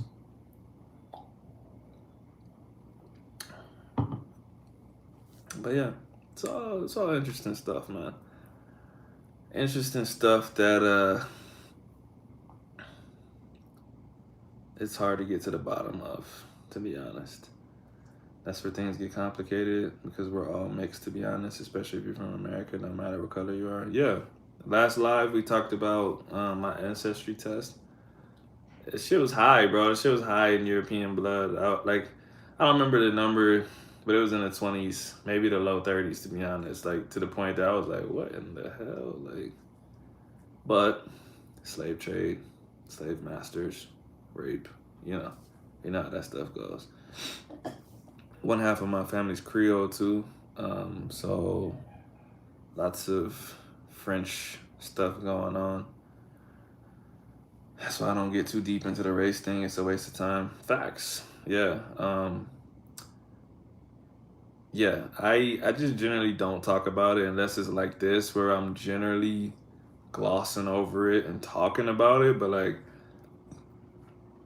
I'm not gonna argue with it. I'm not gonna argue about it. I'm not gonna like explain anything about myself to someone else. I'm not gonna try to tell someone else they're not something. I might think it in my head, but I'll be like, whatever. I'll let other people deal with it for me or for you. Like, you know, I don't have time. It depends on who you talk about it with. If I know they're ignorant, there's no point. Sometimes it's not even about ignorance. It's just I kind of don't like talking about stuff that gets nowhere. You know what I mean? So I guess it would depend on the conversation, but some conversations are not worth having to me. Even if you are like genuinely interested, I'll just be like, I don't really see the point in talking about this. But that's just it depends. It depends. I probably wouldn't tell someone that to their face, but I might try to stop the conversation from happening. Basically, it depends though. Depends on what the person's like interested in. Like you said, if they're ignorant, if they're willfully ignorant, it's different. Um, yeah. But like I said, the further you go into identity politics and like race relations type stuff, it gets more complicated and it gets more pointless. So to me, I just don't. I don't want to get into deep conversations about race with most people. The sometimes I have race conversations with my dad, and that's it for the most part, and Aksa because we're probably gonna have a kid that's confused and in a complicated situation. So, but those conversations are more about the future, not about right now. It's like I think I talked about this on here before. But one time, me and Aksa were watching this YouTube video. It was like, guess who's not really Latino, right? And one of the girls on there was mad Asian. Like you look at her and you're like, you're Korean, like straight up. Her parents were from Korea, but her parents were from Korea, moved to Argentina, and she was born and raised in Argentina. So she was like, I'm Latina, like 100% through and through. And it's like, well, like actually, yeah, you are. Like you were born in Latin America. The only language you speak is Spanish. And like everything you know is Argentina. But what I said was if she has a kid in America, is that kid gonna say he or she is Latino? Or are they gonna say they're Korean? Like it's gonna get real complicated because it's like three different cultures and one of them is only like transient. One of them is not permanent. Like she can't run away from the Korean. Like her parents are Korean. Her whole bloodline is from Korea. She was born and raised in Argentina. That's who she is. But if she goes somewhere else, will her kid really be Latino? I don't know. That's what I'm saying. It gets complicated. I can't say they won't be. I'm just saying that's a weird situation. So I think about that with our kid. That was one of the reasons that we had brought up moving somewhere. Actually, the first place we thought of was Puerto Rico, so that we could still be on U.S. soil. But we're like, it would be cool if we had a kid in a place where people speak Spanish, because I do think, um, whatever your culture is, it's important to like carry as much of it as you can. Like, just not straight up lose it. And on that half, like speaking Spanish is a part of the culture now. Might have not been originally. I know the Spanish came and did whatever to indigenous people, but that's what it is now. Spanish is part of the culture. So I'm like, it would be cool because raising a kid in America and having them speak Spanish is tough, bro. Everyone's speaking English, even though I think the country's changing a lot. There's a lot. I was hearing a lot more Spanish in America than ever before. But either way, it's still a lot of English going on. They're gonna want to speak English everywhere, and you could try to do the Spanish thing inside the house, but that's tough. And most of the people that I know, their kids can't speak Spanish, even if they're like fully bilingual or not even good at speaking English, and their kids still can't speak Spanish. So we were like, what if we like move somewhere, raise our kid there as a kid, and come back like to the point that they are bilingual, and even if they get like worse at Spanish, it's like it's just another language that they have. It's not like, oh, I learned it when I was 14 and forgot it. It's like you will never forget it because you grew up speaking it. So that's how that conversation originally got brought up. That's cultural for sure. Latino culture from Argentina. I would say yes, because Latino is a culture, not a nationality. You can look like whatever and be Latino. That's what gringos don't understand. Okay, but check this out. She moves from Argentina. She has the kid in, let's say, Wisconsin. Let's say Minnesota. She has this kid in Minnesota. Because he's in Minnesota and she's like just trying to raise him the best she can, he doesn't speak Spanish. He really doesn't know shit about Argentina. He just says, like, yeah, my mom's from Argentina. How much does it take for him to be Latino? Like, how much? Because he wasn't born in Argentina. He's never been there. Only his mom is from there, but she was born and raised there. That's her culture through and through. You can never take Argentina away from her. She's born and raised there. Does he say he's Argentinian, or does he say he's Korean? Or does he just say none of that and just say, I'm American, bro. I don't know about any of that shit before me, to be honest. That's what's tough. Because you just assume that you will pass on to him all this Argentinian stuff. Oh, he'll speak Spanish. He'll know about the asadas. He'll know all the stuff that we eat. But sometimes it don't work out like that. And then he's actually probably going to feel uncomfortable saying that he's Latino. Because people are going to be like, oh, where are you from? Like, what you know about this, that, and the other? And he's going to be like, oh, I've never been there. My mom's from there. And then, like, they're going to be like, bro, you look Korean.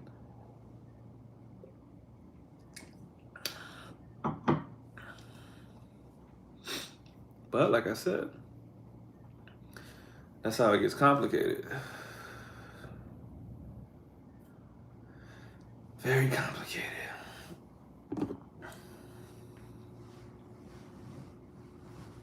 But the way he lives culturally should be what he claims. Kinda. See, the kinda. You had to throw the kinda in there because it's complicated. I would say it depends on how he personally identifies and chooses to be. The thing is that in this country, people still identify with the culture of their ancestors. But Rolando, that's what I'm saying. Is his ancestor his mom because she was born and raised in Argentina? Or is it everyone before that? Because for thousands of years, they were from Korea. And if you look at him, you're going to say you're Korean. You would only know he was from Argentina if he told you his mom was from there. And that's what's going to mess him up. But that's what I mean. That's why it gets complicated. The more things that are in your culture, the more things that are in your bloodline, it gets hard to say, like, this is who I am. And then on top of that, you know, it's the parent's responsibility, but it's tough to pass that on. Like, I think about all the time, I feel bad for, like, if you're my age and you're black, your parents probably grew up near poverty if they didn't grow up in poverty, because it just wasn't that long ago that this country was very different. So for a lot of us, you know, it's like, yeah, bro, like I'm black. Like my parents did this, we did this. Like we all can say, yeah.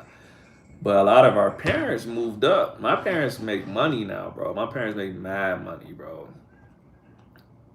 My kids, unless I take them there personally, they're probably not gonna be exposed to the hood, bro. They're probably not gonna be exposed to a lot of things that are like, and I'm not saying that black culture is like poor, but it's hard to like really do black stuff around like all white people. And it's just facts. It's just what it is. And so if you got your kid that's black in another culture, it's like, yo, how do I pass on all this black stuff without like straight up being like, yo, we need to go to an all black neighborhood right now. You know what I mean? That's where it gets tough at. And then if you spend time doing that, how do you make sure they're speaking Spanish? How do you make sure they're getting this from their other culture? You know what I mean? So that's what I mean. Just the more things that get into your bloodline, the more cultures that you have, like it gets tough, bro. For instance, Joe Rogan says he's not white because his grandparents immigrated from Italy. He calls himself Italian. Yeah, he's definitely still white, but he's Italian for sure. You should keep in mind that the immigrants in this country are the sons of the poorest immigrants.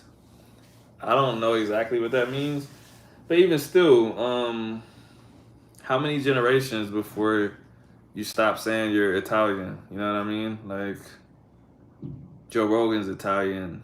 Is his kid gonna say he's Italian? Because, like, do they speak Italian? Do they know anything about Italian culture? Do you just keep saying that forever? Like, yo, my great grandparent was Italian. Like, why don't you just say you're American at that point? Am I religious?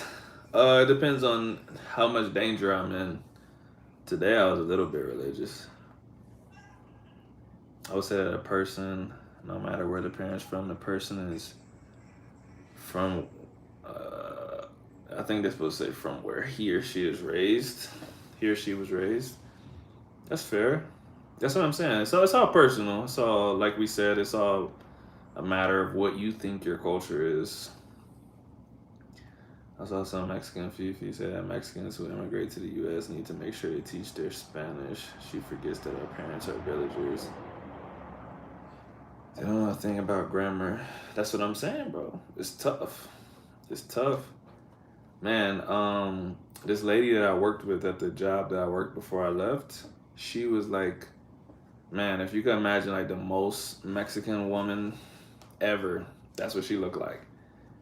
And she told me that her mom and her grandma and her great grandma had been born here, and she didn't know shit about Spanish or Mexico or anything like that. She was like, yeah, I'm pretty sure my grandma spoke a little bit of Spanish, but I don't know.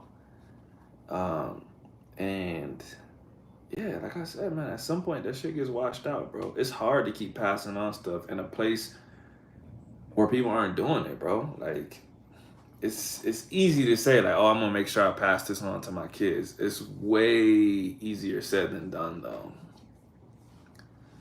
That's how I look at it, Juan. You are where you're born. Yeah, that's I think that's the way most people see it. That's why like with Caribbean people, that conversation gets intense, bro. Jamaicans, Puerto Ricans, they're like, "Oh, you weren't born here, bro. Oh, you're a New Yorican. You're a Philly Rican. You're not Puerto Rican. You're not Boricua because you weren't born on the island. Like, you have parents that are Boricua, but you're not. Like, so that's it don't matter where your parents are from. Yeah, exactly.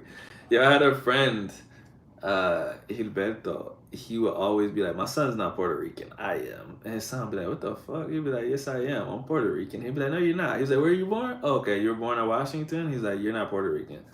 And his son would be like, but y'all are Puerto Rican. I speak Spanish. I'm this. It's in my blood. And he'll be like, yeah, anyways, he's from Washington. I'm from Puerto Rico. And I should be like, that's crazy, bro. Like, but that's how he felt about it. A lot of people feel like that about it. No, like I said, it's personal. Only you can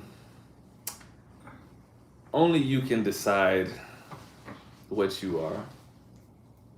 Actually just went like this. It was supposed to be subtle, but I'm telling y'all anyway. She basically told me to get the fuck off or she's gonna beat me up.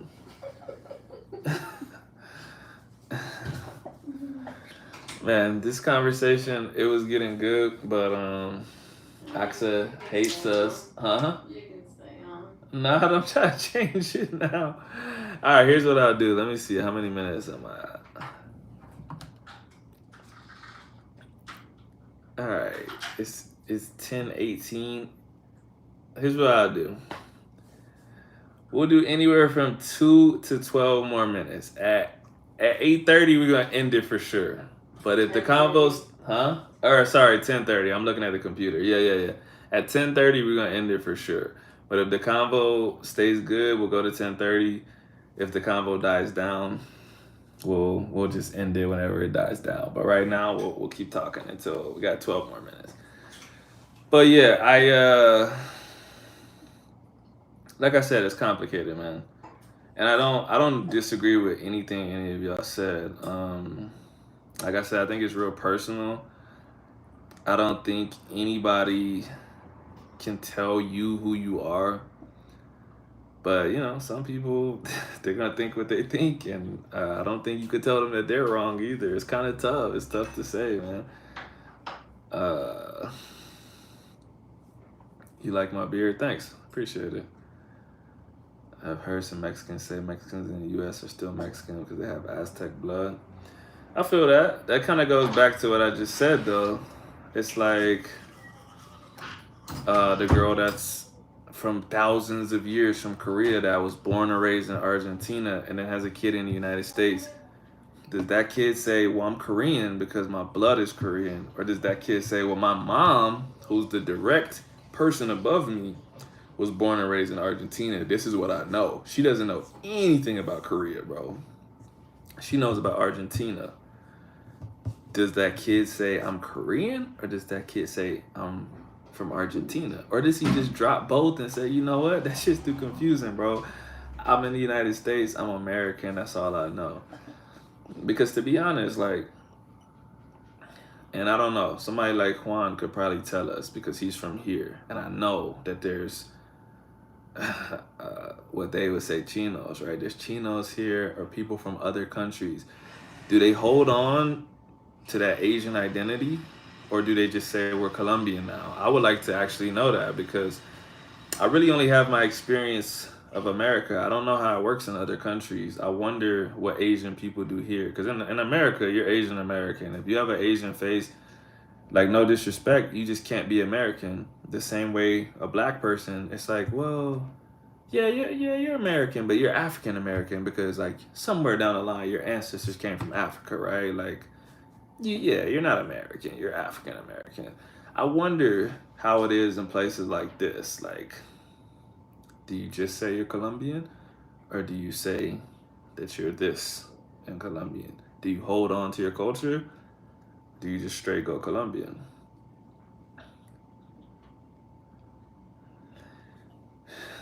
You can embarrass your parents' culture, but you as an individual, you are where you're born and raised.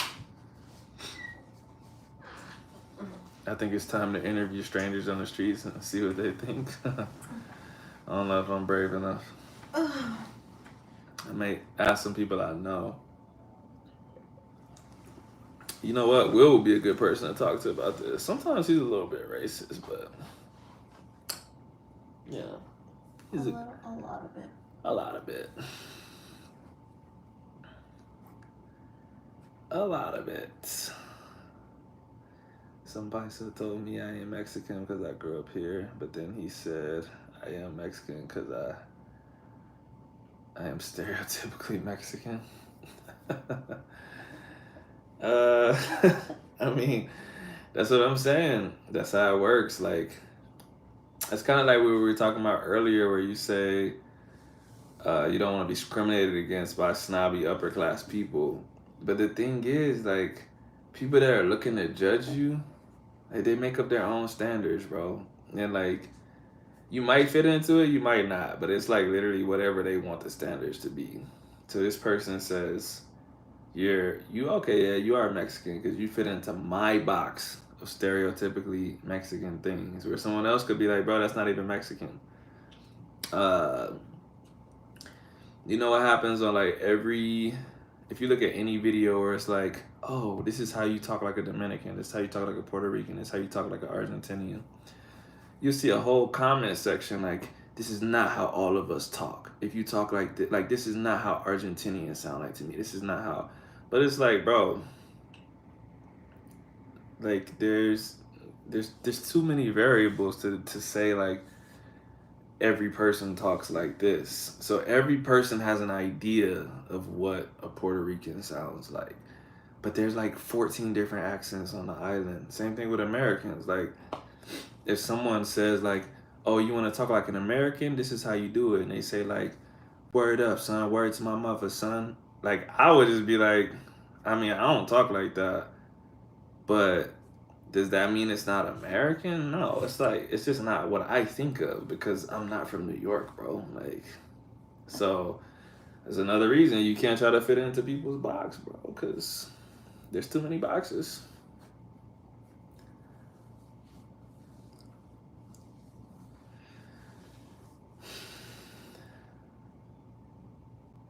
He said, "Damn, yeah, you Mexican."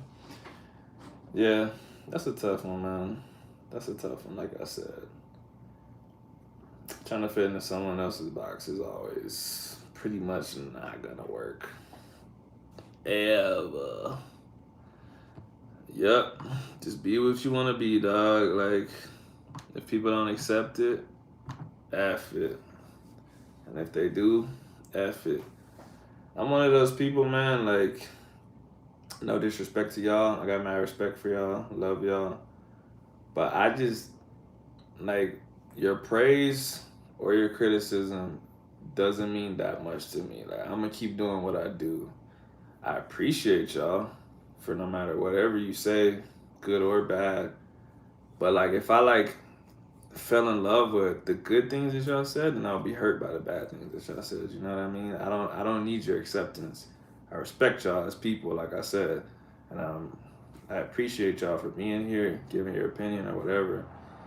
But I'll never like let everything rest on what y'all think. You know what I'm saying? Like I said, like I respect for y'all, but I'm gonna keep doing me regardless. Cause it's me. And yeah, if all of y'all right now in the chat said "fuck you," I hate you, I'd be like, damn. All right, I'm still going live 2 days from now. Have you been to Medellin yet? Nah, bro. If you watch this video, whenever it gets like posted in the beginning, I basically said there's nothing that like makes me want to go there. Like someone will have to give me a good reason to go there. There's Mexicans who think Chicanos need to identify with Mexico no matter what.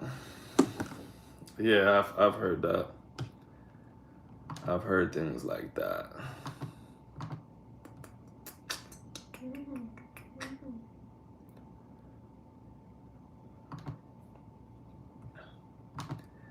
Yeah, oh boy Davy. I just yeah, there's nothing that appeals to me about Medellin, bro. Like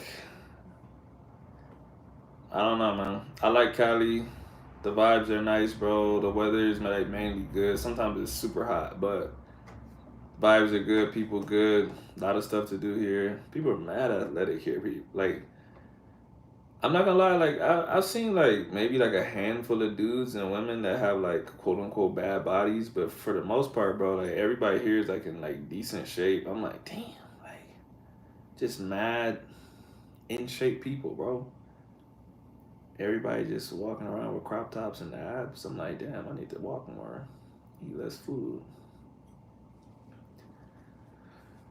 But yeah, it was a good life, man. I really need to. I said this last time, but I really need to do this for next time. I really need to post what time I'm gonna get on because these things start slow and then they get so good when everybody actually jumps on. But I don't be giving y'all no warning, man. I just turn it on and just get on. And to be honest, like for this many people to get in here and interact, like off me just like popping up, like I appreciate that for real. I'm going to Medellin in February. Might have to mob to Cali too. Yeah, bro, come down here, bro. I'll be more accustomed to the area by then. Like I said, I don't know nothing about Medellin, bro, but Cali's dope. Like I can't really see your picture, but you look black. Hella black people down here. I think an underrated thing about this place and this is hard to understand if you're not black, but I'm sure you'll understand what I'm saying. Anywhere I've been for most of my life, besides my hometown, even some places in my hometown, I'm the black guy. You know what I mean? Even if there's two or three of us, we're the black guys, we're the black people in a room full of white, Asian, whatever ever else. But we're always like 3 out of 100, 3 out of 20, 1 out of 10, 1 out of 15. Bro, I'll be walking on the street, I'll feel mad regular, bro. Like no one's looking at me. Like I'm literally just like any other black dude. And like if you got like a main character syndrome, maybe that would be tough. But for me, I'm like, that's dope, bro. Like no one cares about me, bro. I'm just a black guy. Like everybody else on the street. I identify as a horse. I'm proud of you, man. That was very brave. Thanks for coming out of the closet. You really might convince me to visit Cali one day. Come through, bro. Come through. That was your sign. It's almost 10:30. It is. We got 1 more minute. Don't try to kick me off early. I'm the green guy. Amir Carter said salute. He said salute. No, like salute because you were sneezing. Oh. So, thank you. I plan to go to Medellin, but I plan to meet up with my Colombian friends there. Yeah. No, I get that. If you got friends there, that's different. But like I said, for me, I don't know nobody there. So, like, I don't really have a reason to go. I feel like I have one leg on each side of the border. Better step on one side, bro, before they shoot you. Nah, but I feel you. Well, I did promise my wife that I was gonna get off at 10:30, and it's 10:30. So appreciate y'all. I don't know. Maybe I get on tomorrow. I usually get on Mondays. We gotta go do some stuff, and then we got salsa lessons at 4. So I should be back at nighttime. I think I might go. I'll do it tomorrow. But I'm gonna post a little thing. In the morning that says what time I'm gonna get on. And if I don't, then as soon as I start the live, just be like, you're a fucking liar, bro. You lied to my face and you never posted something that said what time you're gonna get on. So I'm getting off. Felipe, how you gonna come on the last minute, bro? I'm literally getting off right now. I don't even know what to tell you, bro. My heart's broken. I gotta get off, bro. I already promised my wife that I was getting off at 10:30 the minute that you entered, bro. So, salute. I will see you next time. Sorry, Felipe. I didn't want to do this to you, but I have no choice.